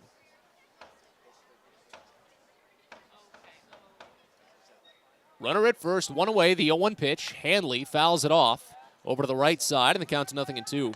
Yeah, 80 total appearances at the AA level for Moreno. He's a career 7-7 pitcher in the Eastern League with a 4.90 ERA. 104 and 2/3 innings of work. He struck out 150 batters and walked 68. Here's the 0-2. Fastball misses too far down and away, and the count goes to a ball and 2 strikes. And if you followed along a little bit this season, we've spoken about it some. I spent last year with Erie, so I saw a lot of Gerson Moreno that year as he spent all but 2 appearances with the Seawolves. And I can tell you, his slider is one of the best that I've seen when it's working. The 1-2 bounced slowly to third, but foul. A little too early on that breaking ball down, Hanley, and the count stays at a ball and 2 strikes. His fastball is still very electric. It just doesn't locate as good as you would hope it to. And as he just continually struggles back from injury woes that have plagued him throughout his career, he really needs a good season. And so far, he's been putting it together. I gave you his numbers. 2-0 record with a 2.70 ERA and 25 strikeouts in 13 1/3. The 1-2 popped out towards shallow right field towards no man's land, and it's grabbed by the second baseman. Andre Lipsius had to run out and make nearly a bucket catch with his back toward the infield, and that was a tough one for both the fielders and for Andrew Dashbach at first base. As it just kind of hung up there, Dashbach wasn't sure how far away to get from first, because if Lipsius catches it, which he did, Dashbach would have to sprint back to first. If he drops it, Dashbach would have to sprint to second. But Lipsius didn't even throw the ball anywhere, so Dashbach was very easily back into first. But now there's 2 away. Here's Joey Ortiz. First pitch popped up foul right side. That one will get out of play and touchdown just in front of the second deck. Count starts out at 0-1. Ortiz continued the trend of 2-out RBI doubles for Bowie. That's how they've scored all of their runs today. A 4-4 game here in the bottom of the 7th. Back-to-back doubles in the second inning. 2 RBIs from Henderson, 1 from Haskin. And then the 2-out RBI double in the 5th. For Ortiz, tied the game at 4. Here's the 0-1. Breaking ball skips away from Dingler as it misses down. Dashbach will go to second base. And that is what Gerson Moreno has struggled with plenty over the past few seasons here in the Tigers organization, is that breaking pitch that when it does work, it can move so well on 2 planes to pick up swings and misses. But he almost puts too much juice on it. He needs to tighten it up so it still stays, noticeable enough for the batters to go after, yet at the same time gets just enough out of the way. The 1-1 misses down and away, a fastball at 96. Count goes to 2 balls and a strike. And when he runs into situations like that where his breaking stuff just moves so wildly, that makes it difficult for the catchers too, and that's the big problem. Leads to runners advancing because now it's go-ahead run in scoring position. Here's the 2-1. Ortiz watches a called strike on a 95-mile-an-hour fastball wide. Count goes even at 2. Ortiz just takes an exhausted sigh with a half step out of the box before stepping back in. It's a 1-for-2 day for Ortiz, trying to extend that and maybe put Bowie ahead. 2-2 from Moreno. Spoiled into the netting foul. Reached at a fastball away, and the count stays. That's just like what we saw last half inning when Noah Denoyer picked up a couple of strikeouts. That pitch was in the same spot as the previous called strike, and when Ortiz notices that, he has no choice but to go after it and try and protect the plate because he doesn't want to get rung up. Another 2-2 pitch is fouled off. That one a breaking ball up and in, and Ortiz just nibbles a piece of it on the hands to the left side. Count stays even at 2 here in this 4-4 game. Baysox still trying to break out of this 3-game slump that they're on right now. They've lost 11 of their last 13.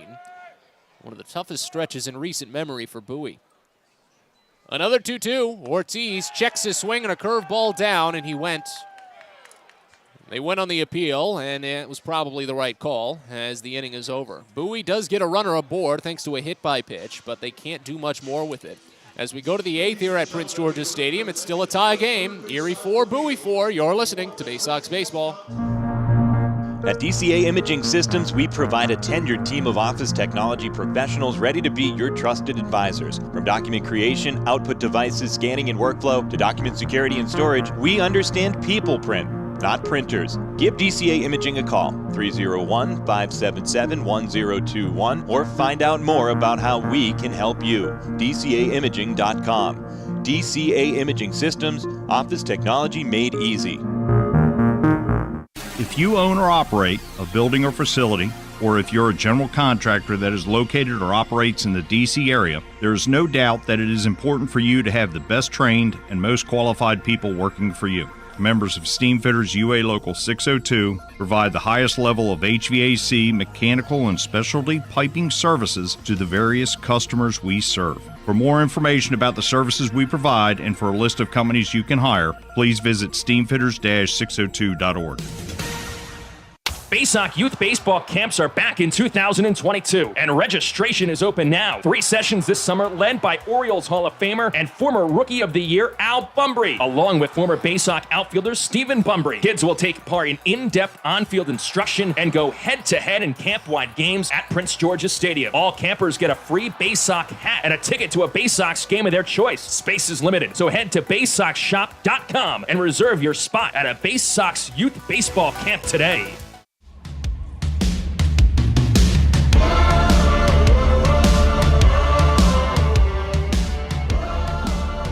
We're on to the 8th inning here at Prince George's Stadium as Bowie and Erie are tied at 4.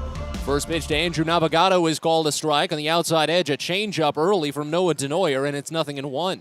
Denoyer has been on an excellent run today, really maturing quickly. The 0-1 popped up right side, shallow, foul ground. Andrew Dashbach, the first baseman, is there, and he receives it for the first out. Denoyer's faced the minimum over 10 batters at this point, gave up a single to Navigato to open the 5th inning. That was the first batter Denoyer faced, but got a double play immediately and has not allowed a base runner since, striking out 6 along the way. Goes back to the top of the lineup, and Dylan Rosa, first pitch, fouled off on the inside edge, and the count starts out at 0-1. Rosa has struck out, lined out to left, and had a towering game-tying 2-run home run in the 3rd. The 0-1 misses just barely up and away a fastball. Count goes even and a ball and a strike. But I said it, Denoyer is really looking like someone who's maturing into a good Double-A pitcher. The way he's been firing today, the 1-1. Inside, a check swing, he didn't go. Rosa definitely realized that one just as it was coming across the plate and took that check to really flinch out of the way, too. Almost got him. Bases empty, 1 away. Denoyer fires the 2-1. It's a curveball, called for strike on the inside edge. I feel like that pitch was actually further inside than the previous pitch called for ball that Rosa checked on, but runs the count even at 2. So now Denoyer's getting back into that fast rhythm I talked about. The 2-2 fouled off back to the screen. Count stays even. He gets the ball, has the rosin, foots the rubber, so the clock should start. There it is. 14 seconds, 13 seconds. He's set, fires with 11 seconds, and it's swung on and missed for strike 3. Breaking ball down, and Denoyer has struck out his 7th batter tonight. 2 away here in the 8th inning. So this is what we were seeing in his Double-A debut against Reading. Taking less than 4 seconds for just about every pitch he throws. As Dylan Dingler steps in the first pitch home, is a curveball called for strike on the inside edge. It's 0-1. And just about every player in minor league baseball has said how the pitch clock has made them really rush things. The 0-1 misses up and in. Count goes even, and a ball and a strike. And, of course, it has. That was kind of the point. While a lot of players may not have the most fond thoughts of it, is the 1-1. Misses high. Fastball just at 95. Barely off the top of the zone. Count to 2-1. But Denoyer takes that and puts it into overdrive. Doesn't give anyone time to breathe. Here's the 2-1. Breaking ball, the change misses inside, and the count goes to 3-1. This is only the second 3-ball count that Denoyer has worked today. Struck out Andre Lipsius on a full count in the 6th. Here's the 3-1. Swing and a miss. Pitch in the dirt. Count goes full.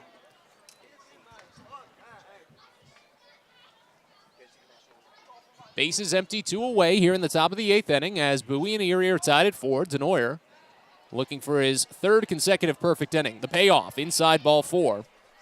He won't get it here as Erie draws their first base runner since the leadoff single by Andrew Navigato in the 5th. And that's a rare walk, too, for Dylan Dingler. He's only got a 5.8% walk rate, just his 10th overall this season, compared to 53 strikeouts. And now here's Carrie Carpenter. You got to be careful with him. Denoyer struck him out on 4 pitches in the 6th inning. As the first pitch comes in, misses up and away. Count starts out at 1-0. Denoyer is up to 47 pitches already this evening. His season's high is 62, and that was actually in his last outing against Hartford. Here's the 1-0. Fastball misses wide. Count goes to 2-0. And it looked like this is probably what we might see from Denoyer for the foreseeable future. With his long outings, he might just follow Drew Rom early in some piggybacks. The 2-0.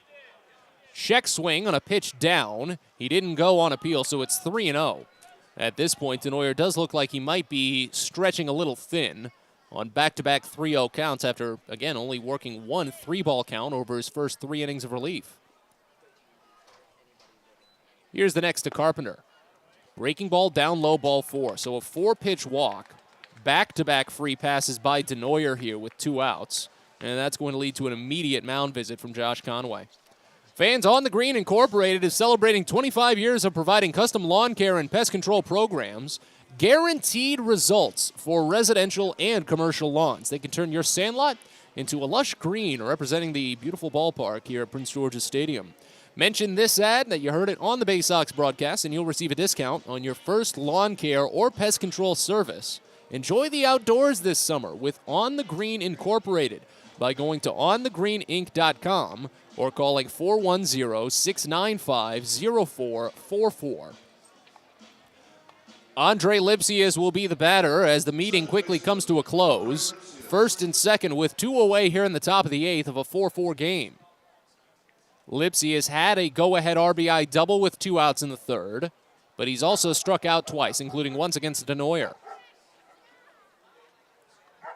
Right-hander comes set, takes a couple of extra steps to start, and fires the first pitch home. It's a fastball that misses up and away, and the count starts out at 1-0, so that's 6 consecutive pitches outside of the zone for Noah Denoyer.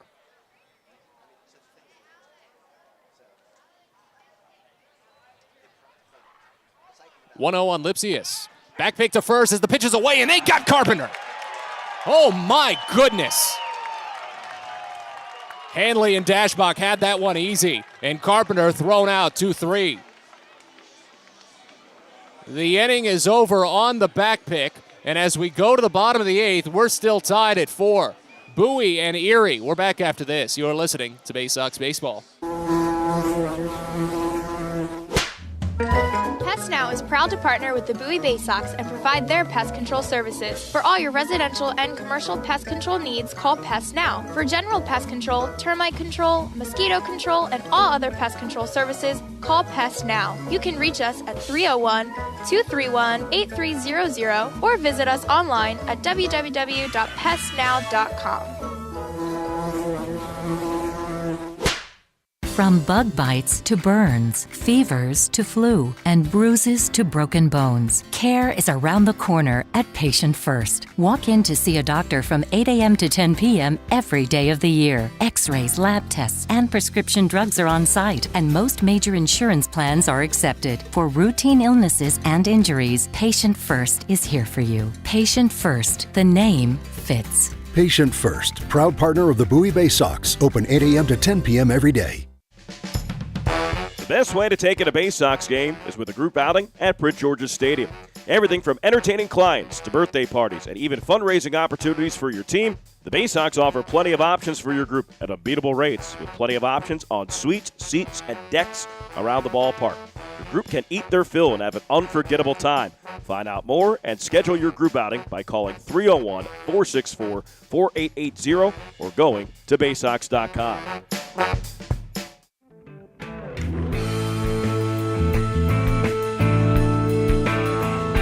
Fans Cares around the corner at Patient First. Urgent care that's open 8 a.m. to 10 p.m. every day of the year. No appointment needed. Learn more at PatientFirst.com. Bottom of the 8th inning here at Prince George's Stadium as Bowie and Erie are tied at 4 in what's been a fun one.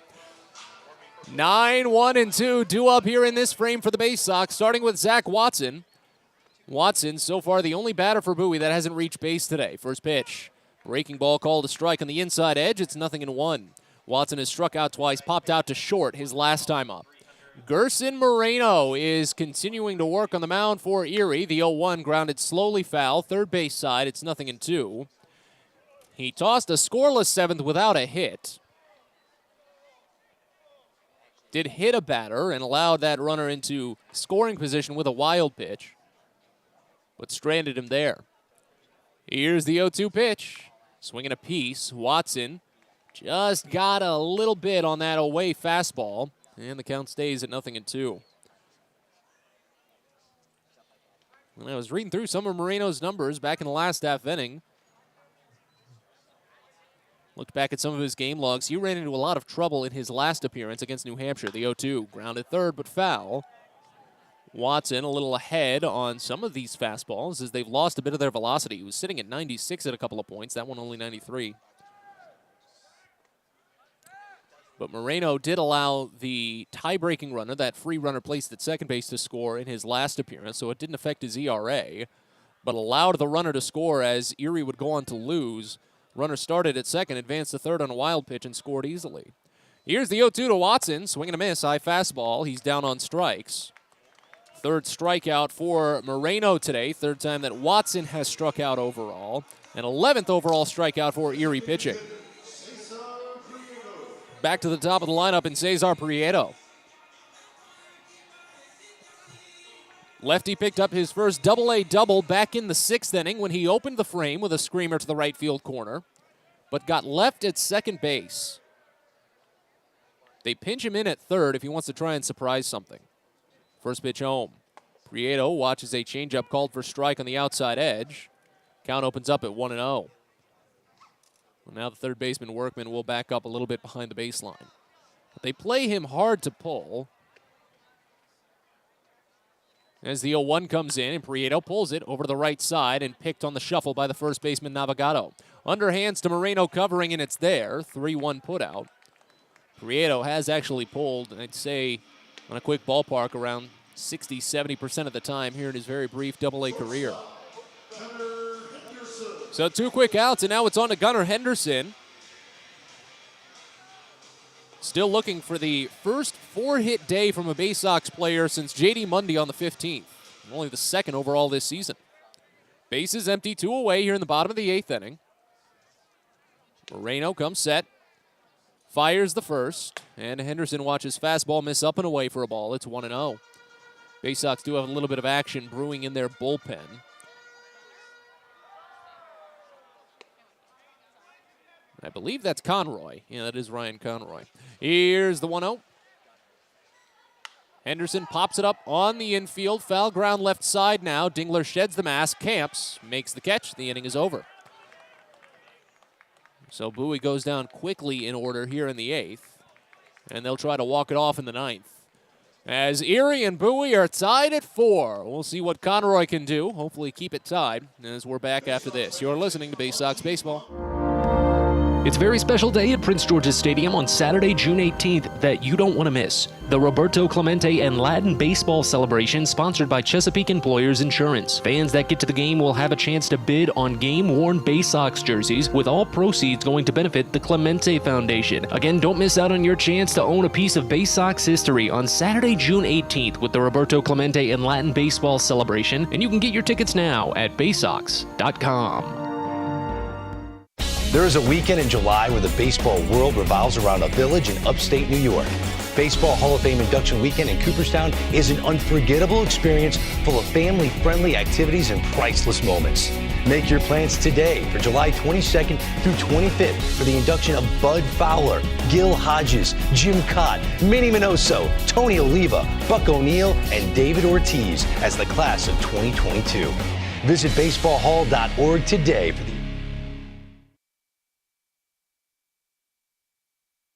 Baseball is a game of specialists. Base stealers, closers, cleanup hitters. Together, they help their team stand out from the rest.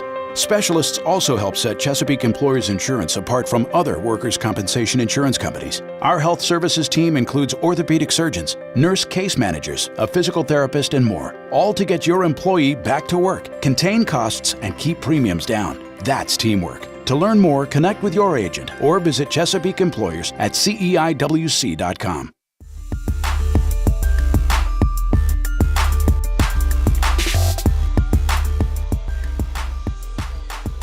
We roll on to the ninth inning here at Prince George's Stadium, a tied ball game.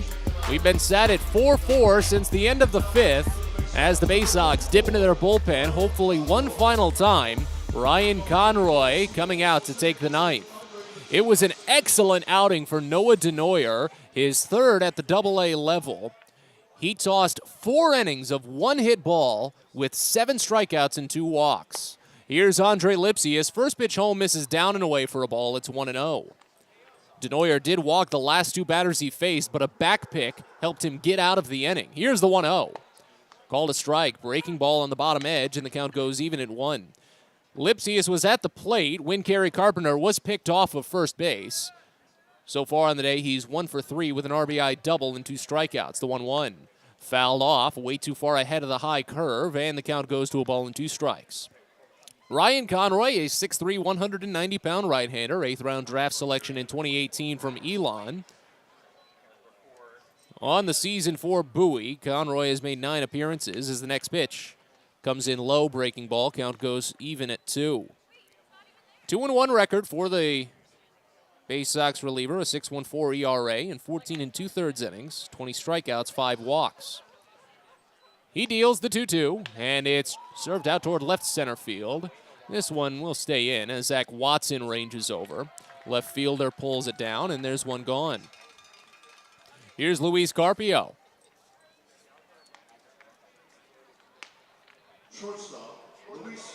Conroy did make one very brief start with AAA Norfolk, Toledo's Erie's AAA affiliate. Started the season there, came down, and has since been working well with the Baysox on one of his best stretches of the season. First pitch to Luis Carpio is a half-hearted swing and miss on a pitch low. Count opens up at 0-1. 0 for 3 day for Carpio. He's popped out twice, struck out in the 6th inning his last time up. Here's the 0-1.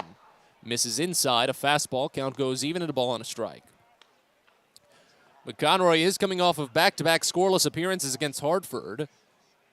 1 inning on his first outing, an inning the 3rd in his second. Here's a ground to 3rd, 1 hop and picked at the chin by Westberg. He charges and fires to 3rd, a bit low, but down to a knee. Dashbach deals it, and there's 2 away.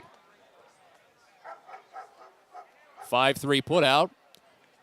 Now it goes to Parker Meadows, left-hander. Center fielder, Parker Meadows. Conroy does have 1 win on his ledger, too. He tossed an inning and 2/3 scoreless on the back half of that doubleheader for Bowie against Harrisburg earlier this month. Baysox pushed ahead while he was the pitcher of record. Here's Parker Meadows. First pitch is a changeup called for strike wide on the lower corner.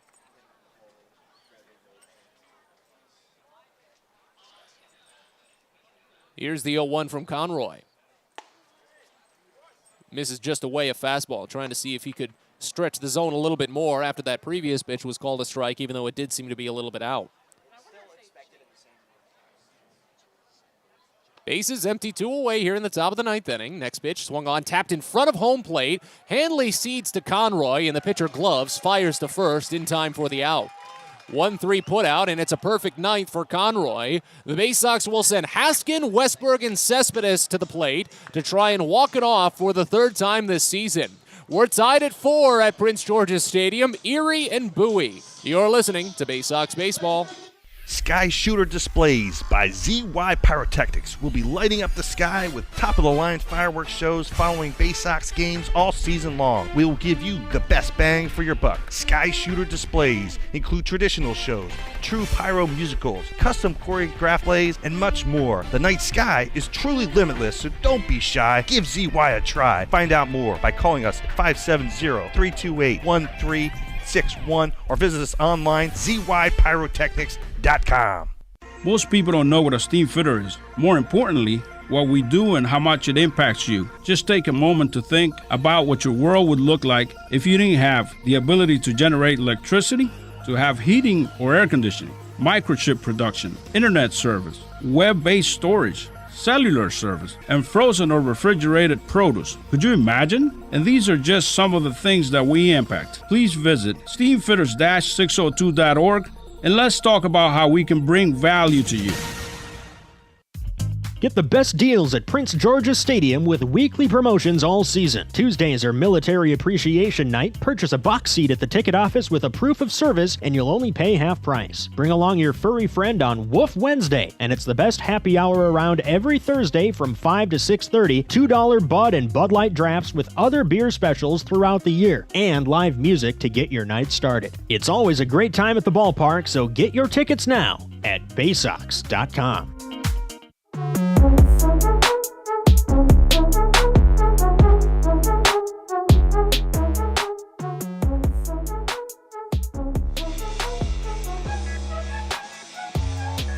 Move on to the bottom of the 9th inning here at Prince George's Stadium as the Baysox will try to pick up a walk-off win for the 3rd time this season. A 4-4 ball game with 3, 4, and 5 due up to bat here in this half inning. It's Hudson Haskin, Jordan Westberg, and Christopher Cespedes, all against the new pitcher for the Erie Seawolves, Yaya Shentouf. Right-hander on right-hander to start. And the first pitch home to Westberg, he squares, bunts it in the air, and it's picked by Shentouf. Well, you didn't want that. I said Westberg, it's Haskin. But that's how things get started. So Gerson Moreno's day is done. He finishes 2 innings, doesn't give up a hit or a walk, struck out 3, did hit a batter. But now here's Jordan Westberg. Still right-hander on right-hander. First pitch. Driven high out toward the right field side, toward foul ground and in no man's land, out toward the bullpen and now in foul.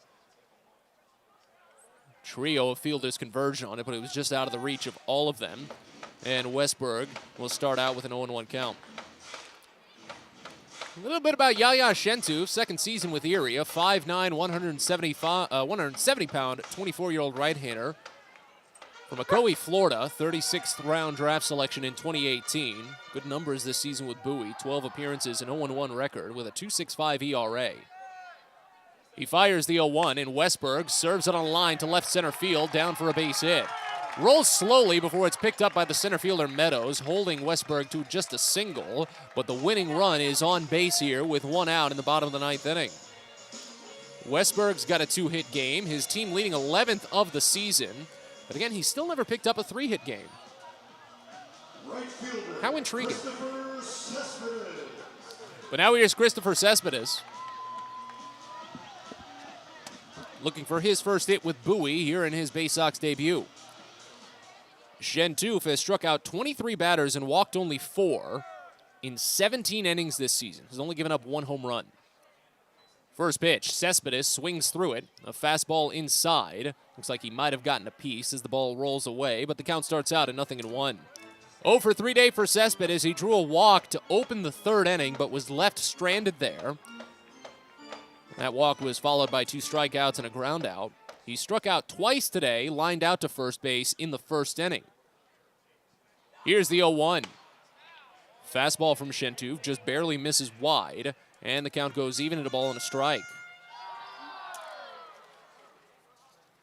Cespedes was a Rule 5 selection from Cleveland back in 2019, one of the earlier picks in the AAA portion of that draft. Here's the 1-1. Bouncing ball over toward short, could be 2, scooped by Carpio, sent to second for 1. The turn is ripped back to first in time. Carpio, Lipsius, and Navigato complete the 6-4-3 double play to end the inning and send us to the 10th. The Baysox and the Seawolves need a little bit more to pick out a winner here, as we'll get a runner at second base here in the extra inning. We're back in a bit. 4-4, Bowie and Erie. You're listening to Baysox Baseball. Sky Shooter Displays by ZY Pyrotechnics will be lighting up the sky with top-of-the-line fireworks shows following Baysox games all season long. We will give you the best bang for your buck. Sky Shooter Displays include traditional shows, true pyro musicals, custom choreographed plays, and much more. The night sky is truly limitless, so don't be shy. Give ZY a try. Find out more by calling us at 570-328-1361 or visit us online, zypyrotechnics.com. Get the best deals at Prince George's Stadium with weekly promotions all season. Tuesdays are Military Appreciation Night. Purchase a box seat at the ticket office with a proof of service and you'll only pay half price. Bring along your furry friend on Woof Wednesday, and it's the best happy hour around every Thursday from 5 to 6:30. $2 Bud and Bud Light drafts with other beer specials throughout the year, and live music to get your night started. It's always a great time at the ballpark, so get your tickets now at Baysox.com. It takes time to get rich, flavorful coffee beans from the lush mountain regions of Colombia and Brazil to Royal Farms. But less than a minute to get yourself a delicious hot cup of the finest and freshest coffee in the world. Because Royal Farms' new Swiss-made coffee machines grind those rich, flavorful coffee beans and brew them one magnificent cup at a time. It's why Royal Farms makes the freshest and best coffee in the world. Real fresh, real fast. Royal Farms.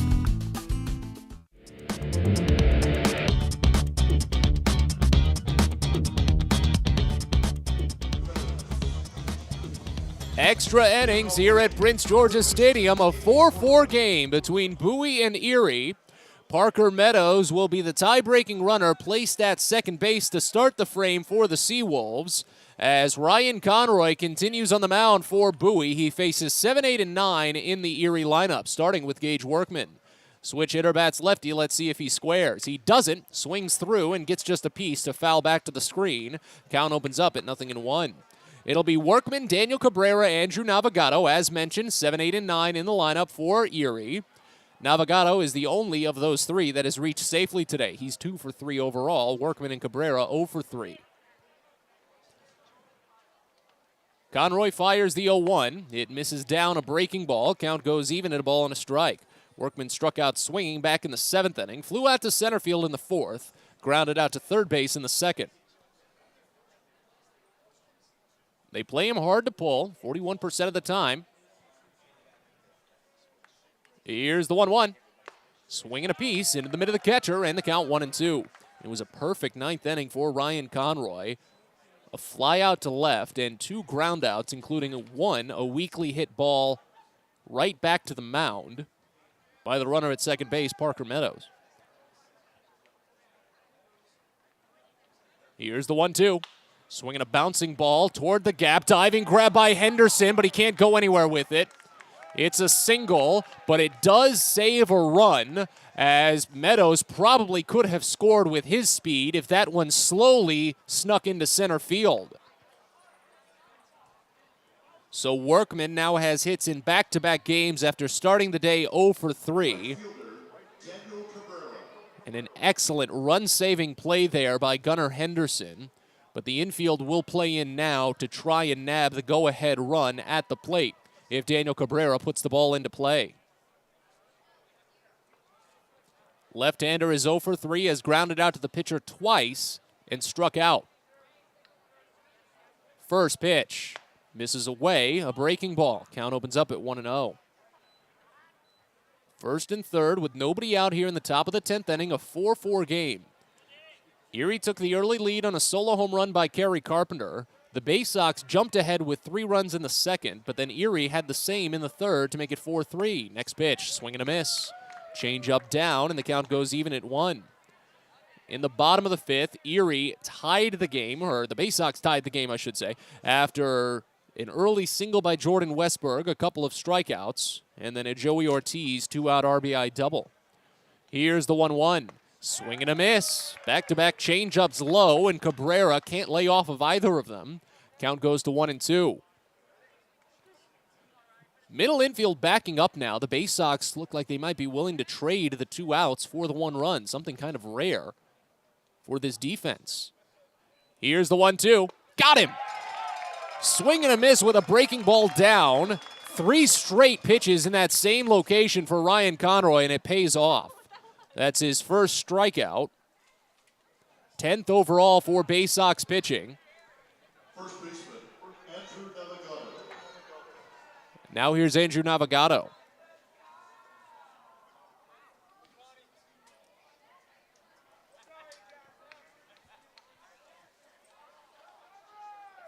Right-hander's been the most dangerous batter on the bottom of the lineup for Erie today. 2 for 3 with a double, a run scored, and a single. And time called by Maverick Hanley behind home plate.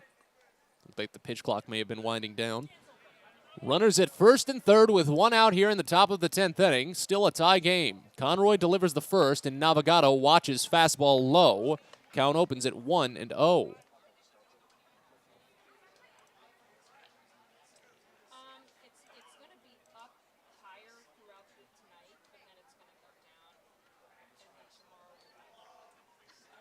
Here's the 1-0. Misses down and in, and the count goes to 2-0. Both Erie and Bowie are 1-2 in extra inning games this season. Navigato this season 1-4-2 in extras. He does have a run driven in.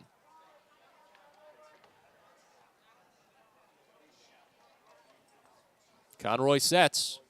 Double play could end the inning as the 2-0 comes in, and it swung on and missed low.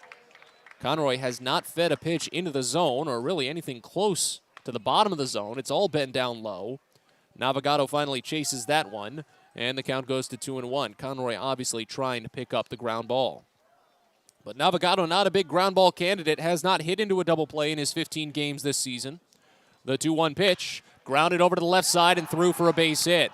That'll give Erie the lead as Meadows scores from third base. RBI single for Andrew Navigato on a 3-hit day makes it 5-4 Seawolves. So now insurance run into second base with 1 away. That run unearned, of course, per the rules here in extra innings. And now it goes back to the top of the lineup in Dylan Rosa, who's 1 for 4 with a towering 2-run home run.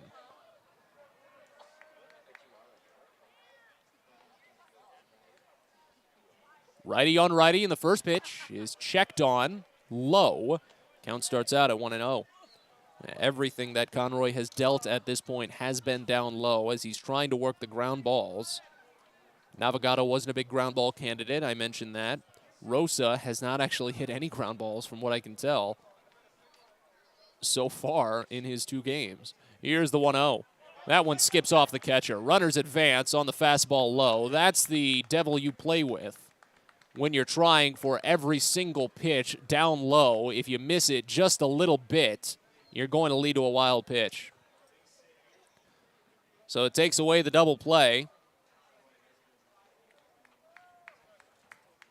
And now it's on Conroy to pick up potentially a strikeout, because anything out of the infield probably gives Erie an insurance run. It's 2-0.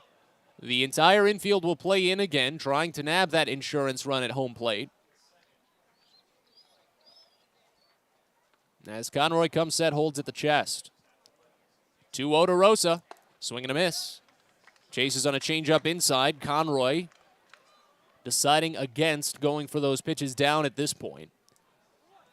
seeing if he can pick up a second strikeout. Already got Daniel Cabrera swinging earlier in this frame. But the Baysox now trail 5-4 here in the top of the 10th. Here's the 2-1. Swing and a miss. Went with a changeup down, and the count goes even at 2.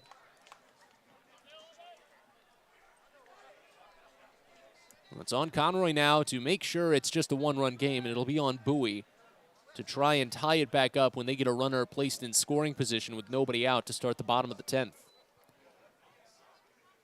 Here's the 2-2. Inside, ball 3, a breaking ball. Count runs full on Rosa. It was a full count when he delivered that towering game-tying home run back in the 3rd inning. That was his first hit on a full count this season. Conroy sets. 2nd and 3rd with 1 away. The payoff is flared to 2nd and past the dive of Ortiz. This will score 1, probably 2. Workman is around. Navigato is actually held up. Alvarez was waving him home but changed his mind. It's an RBI single for Dylan Rosa, and that makes it a 2-run lead for Erie, 6-4. Again, that reaction timing for Bowie is just incredible. The fact that Ortiz was able to pick up that one at 93 miles an hour off the bat and actually make it so close that I hesitated on the call, that tells you how good they are. But the RBI for Rosa is his 3rd today and 3rd on the season. And still doesn't change the scenario that much. Runners at 1st and 3rd, still only 1 out. Here's Dylan Dingler. First pitch misses down a fastball. Count starts out at 1-0. So now it's not only on the Baysox to score the free runner placed at second base in the bottom of the 10th. It's on the Baysox to score him and one other base runner. And they'll have to do it against Yaya Shentuf, who put them down quickly in the 9th. Here's the 1-0. Spoiled foul right side. Count goes even at a ball and a strike. Dingler on the day, 1 for 3 overall. Singled and scored in the 3rd, drew a rare walk in the 8th, only his 10th of the season in 38 games. But he's working well now, has hits in back-to-back games, and so far already 4 hits in this series. 1st and 3rd with 1 away. Here's the 1-1. Misses down by Conroy, a changeup, and the count goes to 2-1. Well, he's still really trying to play it low in the zone to see if he can pick up those ground balls, maybe those double plays. Dingler is the first real candidate for a double play that he could go for. He hit into one in the 5th inning. It was his 5th double play this season. Here's the 2-1. Watches low again, another fastball, and the count goes to 3-1. But the problem right now is that Conroy is just serving so many of them so far low in the zone. A lot of them are probably kicking up a little bit of dust if they kept going not too much longer. And Erie has just been completely fine with laying off of them. Here's the 3-1. Away ball 4. A rare, very rare 2-walk day for Dylan Dingler. Has that happened for him at all this season?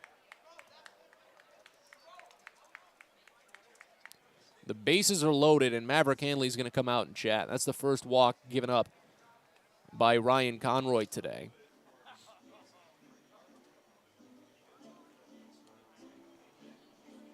Now, this is the first time all season that Dylan Dingler has drawn more than 1 walk.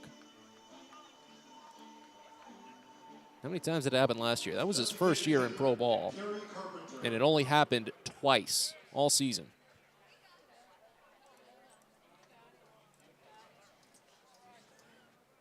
Here's Carrie Carpenter with the bases loaded this season. He's 1 for 1, a grand slam. First pitch. Misses down and away for a ball. It's 1-0. The Baysox have Sheldon Perkins up and tossing. They really did not want it to get to this point, as the inning has started to get out of hand of Ryan Conroy. Here's the 1-0. Carpenter watches called strike. Change up on the outside edge. Count goes even at a ball and a strike. 1 for 3 day for Carpenter. Solo home run in the 1st. Grounded out to 1st in the 3rd.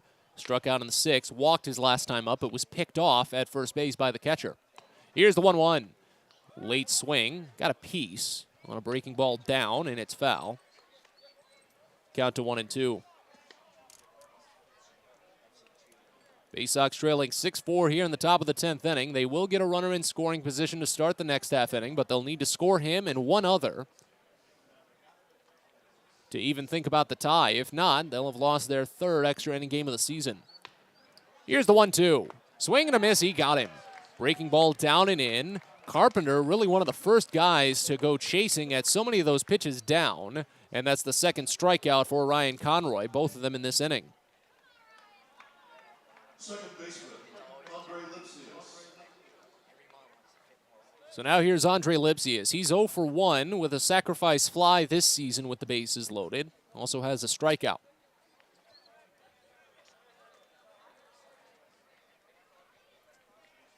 First pitch in. Lipsius watches fastball called for strike on the bottom edge of the zone. Realized he probably should have gone after that one, and the count starts out at 0-1. Again, at this point, Bowie does not want to go to Shelton Perkins in the bullpen, but he's still warming. They just hope that Conroy can get out of this mess. The 0-1 inside. Nearly clipped Lipsius on that breaking pitch, but the count goes even at a ball and a strike. 1 for 4 day for Lipsius, an RBI double with 2 outs in the third inning. That made it a 4-3 game. Baysox eventually tied it in the 5th, and it sat tied at 4 here into the 10th, where Erie is now taking a 6-4 lead. Here's the 1-1. Lifted up the line, first base side, but it'll get out foul. Sliced just enough to run the count to a ball and 2 strikes.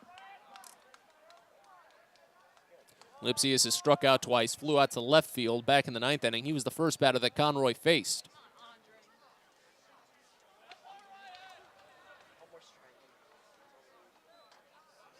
Bases loaded, 2 away here in the top of the 10th inning as Conroy sets.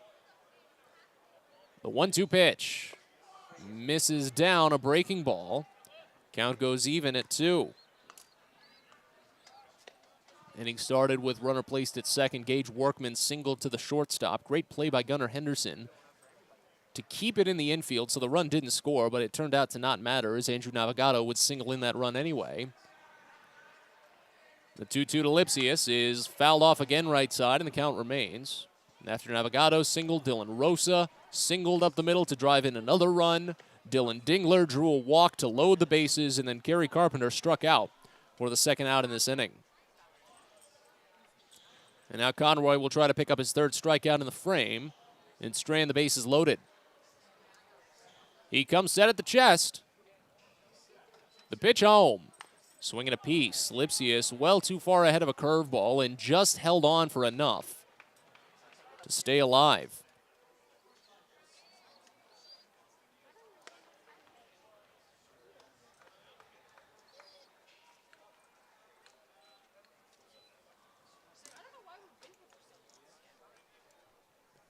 Conroy sets for another. Another 2-2 is grounded over to the right side slowly, picked by Ortiz through the legs of the runner, and sent to first in time to end the inning. But Erie plates 2 here in the top of the 10th. Back-to-back one-out RBI singles from Andrew Navigato and Dylan Rosa. As we move to the bottom of the 10th, Bowie needs 2 to tie, 3 to win. We'll be back after this. You're listening to Baysox Baseball.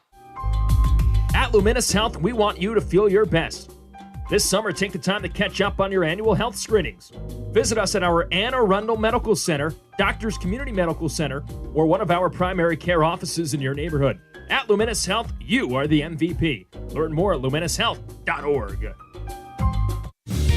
Fielder's Choice Flex Packs with the Bowie Baysox. The best value to see the best games at Prince George's Stadium. You could save up to 30% on your selected seat from day one and enjoy a number of exclusive member benefits, including flexible exchange options, discounts on suite rentals, special access to the Diamond View restaurant, and a free members collectible at your first home game of the year. Get your pack now by calling 301-464-4865 or heading online to baysox.com.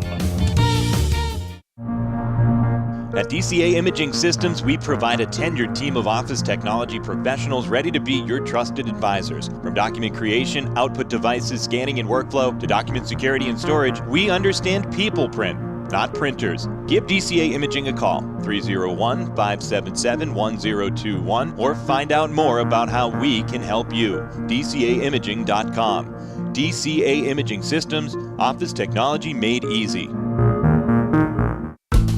It takes time to get rich, flavorful coffee beans from... We move on to the bottom of the 10th here at Prince George's Stadium as Bowie now trails 6-4. Matt Sabatas with you as the Baysox will send up 6, 7, and 8 here in the lineup to try and tie it up, maybe take the lead. And if they take the lead, that'd be their third walk-off win of the season. Starting at well, can't call him the tie-breaking runner now, but that's usually what I like to call him. Starting as the free runner at second base, Christopher Cespedes.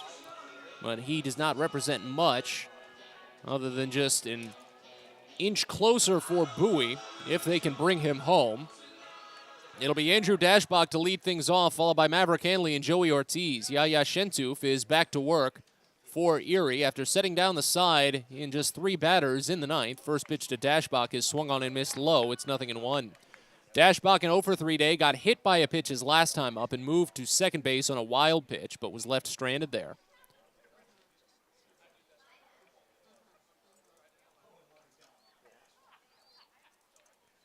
Here's the 0-1. Dashbach watches up and away a fastball. That one looked like it might have hit the zone, but call it for ball 1. Count evens. So Cespedes at second base, only the second time he's been on base today after he drew a walk back in the third inning but was left stranded. The Baysox have already stranded 9 runners this evening. The 1-1 ripped foul the other way. Count goes to a ball and 2 strikes now. And I mentioned it, the numbers for Bowie here in the month of May have been a little tough. They've been continually climbing that left on base mark. 7.5 runners on average per game this month. That's hard to swallow, the 1-2. Half swing, and it's just poked foul. Oh, Dashbach is lucky that that one was rolling up the first base line because he did not get out of the box and probably would have easily been tagged out. You really flinched at it, and the pitch just hit the bat. Not something you intend to happen. It is what it is. Count stays at a ball and 2 strikes. Dashbach just 118 this season with runners in scoring position, but a 708 OPS, and that's better than his overall season OPS. Back pick to second, and it skips away off the glove of the second baseman, but Cespedes doesn't go anywhere. It wasn't that hard of a throw by the pitcher Shentoof, so it didn't really roll too far away from Andre Lipsius at second base. He hustled a little bit to get it, but as soon as he realized Cespedes wasn't going anywhere, he slowed down. A ball and 2 strikes, runner at second, nobody out. Bowie trailing 6-4 here in the bottom of the 10th. Here's the 1-2. Swing and a miss. Dashbach down on strikes for the 4th time today as he chases that fastball outside edge. First strikeout for Yaya Shentoof, and there's one away here in the bottom of the 10th.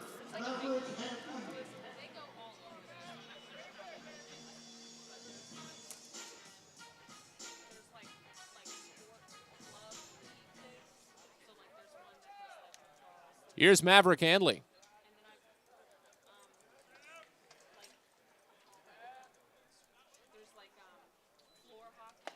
First pitch. Called a strike on the top half of the zone. Count opens up at 0-1. Hanley riding a 1 for 3 days. Singled and scored in the second inning.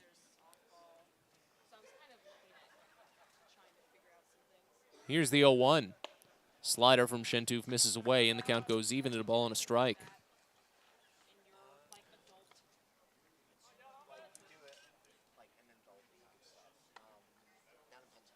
Runner at second, one away here in the bottom of the 10th inning as Bowie trails by 2. Very quiet night now here at Prince George's Stadium as Hanley grounds it to short. Picked on the run by Carpio and sent to first in time for the out. Cespedes advances to third base, but in the grand scheme, that's not as much for Bowie as they'd like, as they're down to their final out, trailing by 2.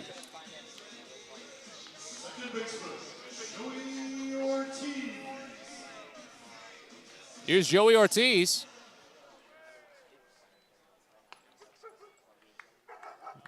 Extra innings this season, he's 0 for 1.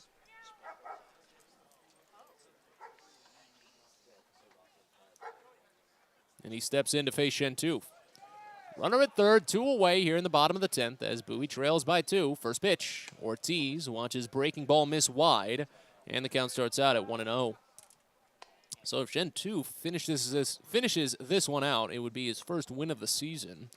Ryan Conroy would be shelved with his second loss of the year.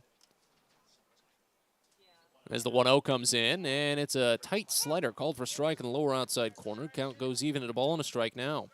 Ortiz had a 2-out RBI double that tied the game in the 5th, made it 4-4. We held that way for quite some time until here in the top of the 10th. Erie plated 2 runs on back-to-back RBI singles. The 1-1 driven high and deep out toward right field, but not deep enough. Daniel Cabrera is there, camps underneath, and makes the play to end the game. The Baysox tie the game up in the 5th, strand 9, make it 10 runners, and eventually give up 2 runs in the top of the 10th to lose their 4th straight and their 12th over their last 14. Tonight's final, 6-4. We'll step aside here and get your Baysox postgame in just a little bit. You're listening to Baysox Baseball. If you own or operate a building or facility, or if you're a general contractor that is located or operates in the D.C. area, there is no doubt that it is important for you to have the best trained and most qualified people working for you. Members of Steamfitters UA Local 602 provide the highest level of HVAC, mechanical, and specialty piping services to the various customers we serve. For more information about the services we provide and for a list of companies you can hire, please visit steamfitters-602.org. A birthday bash with the Baysox is the best time at the ballpark. Bring your friends and family out to celebrate and be the star of the show. Dance on the dugout with Louie, play games in the stadium, introduce a batter in the game, and you'll even get to have the stadium sing for you. Baysox birthday parties, an unforgettable, one-of-a-kind experience at Prince George's Stadium. Book yours by calling 301-464-4880 or at baysox.com. At DCA Imaging Systems, we provide a tenured team of office technology professionals ready to be your trusted advisors. From document creation, output devices, scanning and workflow, to document security and storage, we understand people print, not printers. Give DCA Imaging a call, 301-577-1021, or find out more about how we can help you. DCAimaging.com. DCA Imaging Systems, office technology made easy. The best way to take in a Baysox game is with a group outing at Prince George's Stadium. Everything from entertaining clients to birthday parties and even fundraising opportunities for your team, the Baysox offer plenty of options for your group at unbeatable rates with plenty of options on suites, seats, and decks around the ballpark. Your group can eat their fill and have an unforgettable time. Find out more and schedule your group outing by calling 301-464-4880 or going to baysox.com.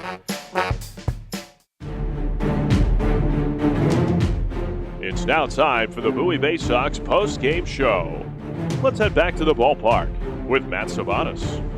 Well, the close games continue to sting Bowie as they drop another one tonight, this time in extra innings. 6-4, your final here in Game 2 of this 6-game set with the Erie Seawolves. Matt Sabatas with you from Prince George's Stadium as we get rolling with Baysox postgame. Let's start things out with a recap of this, of course, and then we'll look around the Eastern League as well as the rest of the Orioles affiliates, see how the rest of the crew may have squared up on today's matchups. But we got to start with the recap, so we take you all the way back in time to the faraway land of 6:37 p.m. Oh, that was so far ago. When first pitch came home from Drew Rom to Dylan Rosa. Now, Rom was making his first start in about 3 weeks for the Baysox after a stint on the injured list, so there wasn't a lot of expectation for him to go too long in this outing, and he started out strong. Got a line out to left field by Rosa and then struck out Dylan Dingler, but then he ran into the freight train that has been Carrie Carpenter over the last few days. Had a home run yesterday, and he started out with a home run today. 2-1. Curveball lofted weakly out toward left field, but it's carrying. Watson running back to the wall, and it's out. Wow. That one was only 93 miles an hour off the bat, and it just kept floating out of here. A solo home run for Carrie Carpenter. He only goes the opposite way 28% of the time, and it opens up a 1-0 lead for Erie. Fortunately, the Baysox would not roll over that easily after a just quick little one-run jump. They did load the bases with one out in the bottom of the first, but a great play by the first baseman, Andrew Navigato, took away a surefire multi-RBI extra base hit for Christopher Cespedes, and the Baysox eventually stranded the bases loaded. But they would be undeterred, moving into the bottom of the second inning against Wilmer Flores, making his second Double-A start. They got two quick leadoff runners, but after a strikeout and a force-out, they looked like they might strand them. But that wasn't going to stop Gunnar Henderson. Came up and delivered big for Bowie. Another 2-2. Henderson crushes it out toward right center field and deep. This one's trouble for Cabrera, and it touches down before splitting the gap. One run scores. Coming all the way around from first is Prieto. He's being waved home. The throw is up the line. The catch not made. It gets by. Prieto scores, and Henderson goes to third. A 2 RBI double for Gunnar Henderson, and the Baysox jump ahead to a 2-1 lead. That wouldn't be it for Bowie, though, in the third inning, however, because right after Henderson, it was Hudson Haskin. The 1-2. Haskin lasers it out toward left field, up the line and down for a base hit. Henderson scores easily from third. Haskin turns the corner at first and gets to second standing. Back-to-back RBI doubles. This one from Hudson Haskin, and it's a 3-1 Bowie lead.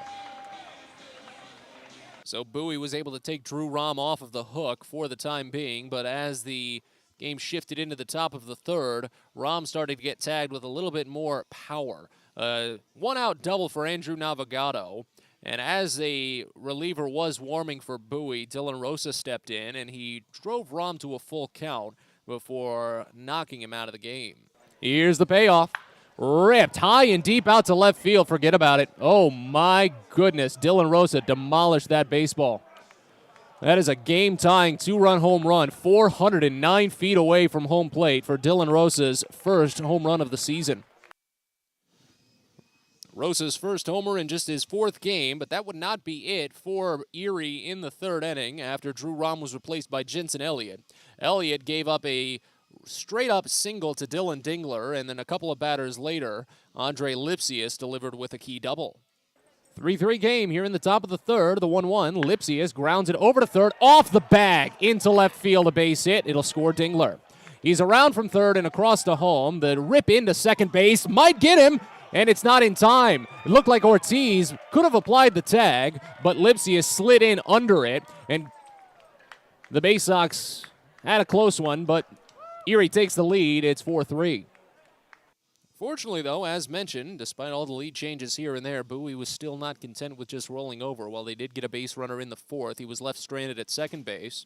Leadoff single by Jordan Westberg in the fifth ultimately led to Wilmer Flores being lifted after collecting just one out. Andrew Dashbach struck out quickly after Flores' departure, and it was runner at first with 2 away. Maverick Hanley, though, drew a walk with 2 outs to put Westberg at second base, representing a tying run, setting up Joey Ortiz with a little bit more of that 2-out magic for Bowie. That's a lot.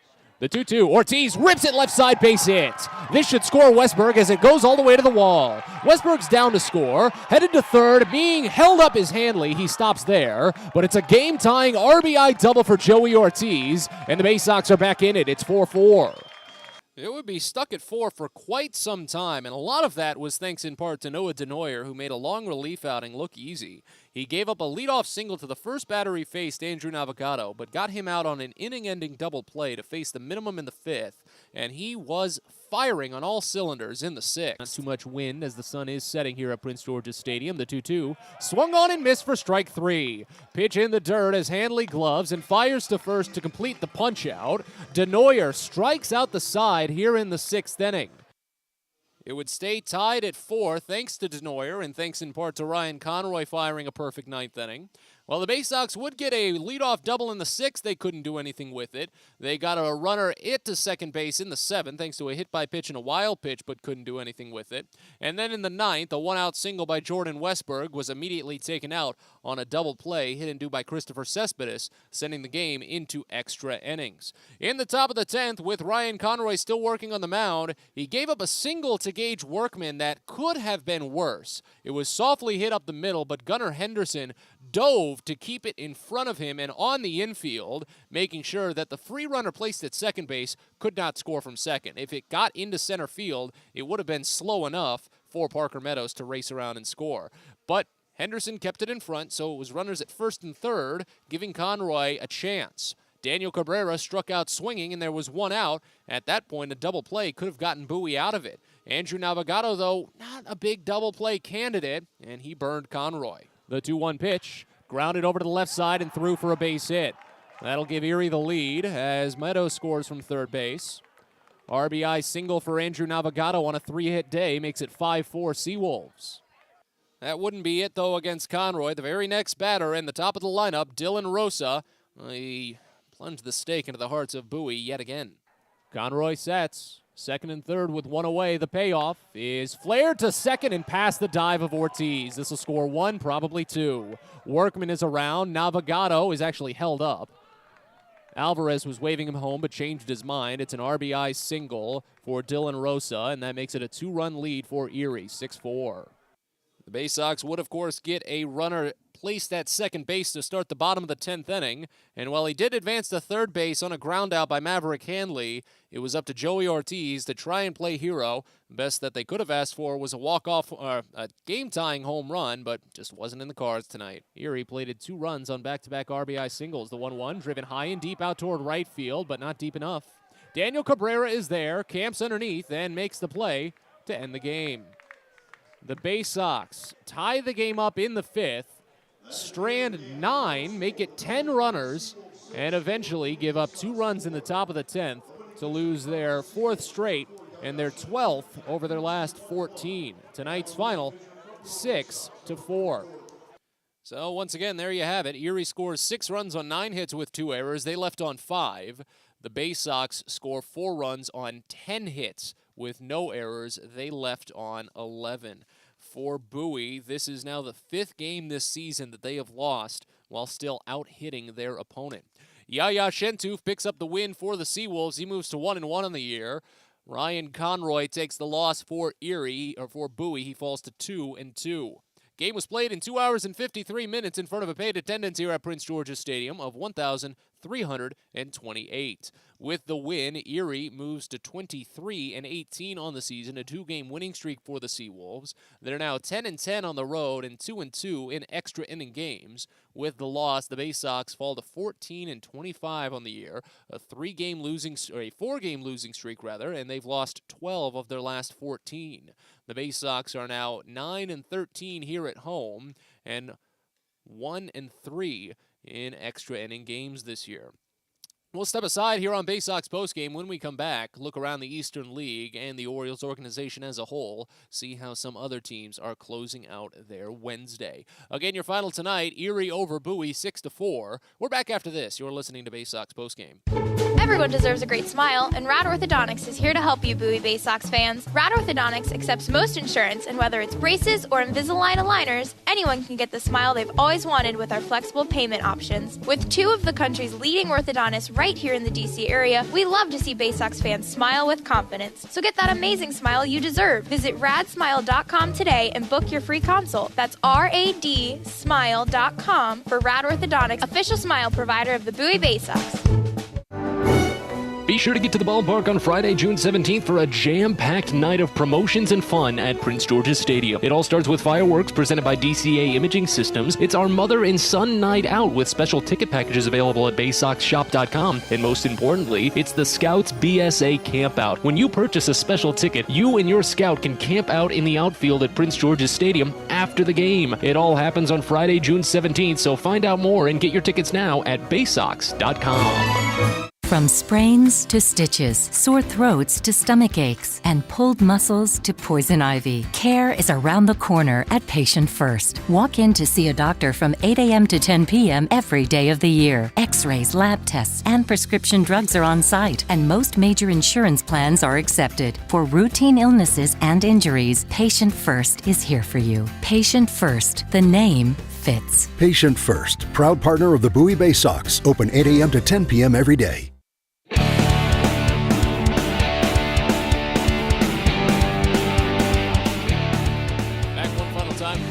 Stadium as we continue with Baysox postgame. Bowie falling tonight to Erie 6-4 in 10 innings. Take this opportunity to walk you through the rest of the Eastern League and the Orioles organization as a whole.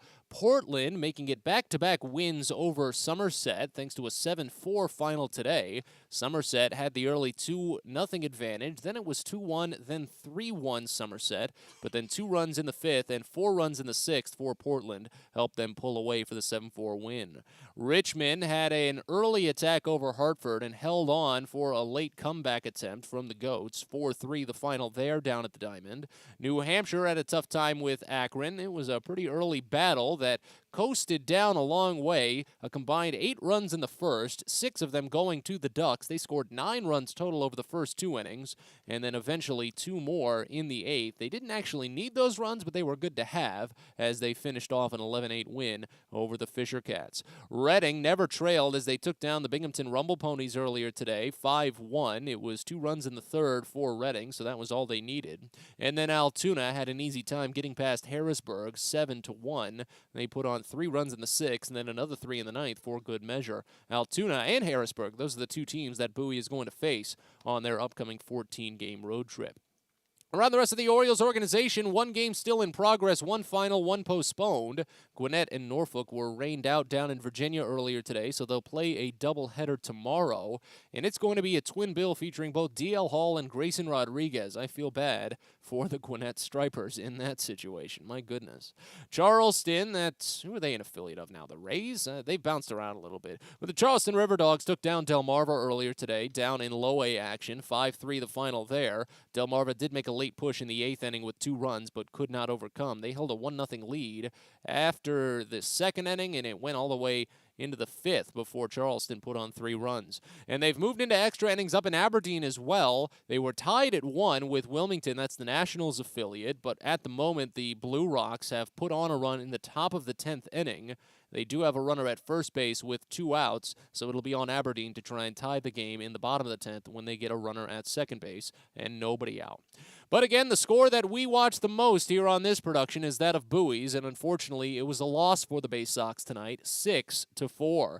Bowie and Erie are back at it tomorrow at 6:35 when Zach Peak makes his first start back after another stint on the injured list. Same to say about Drew Rom today. We'll see how long he might go. An 0-1 record and a 3.71 ERA for Peak. He faces off against Reese Olson, acquired in a trade with the Brewers for the Tigers last season. He's working with a 2-2 record and a 3.60 ERA.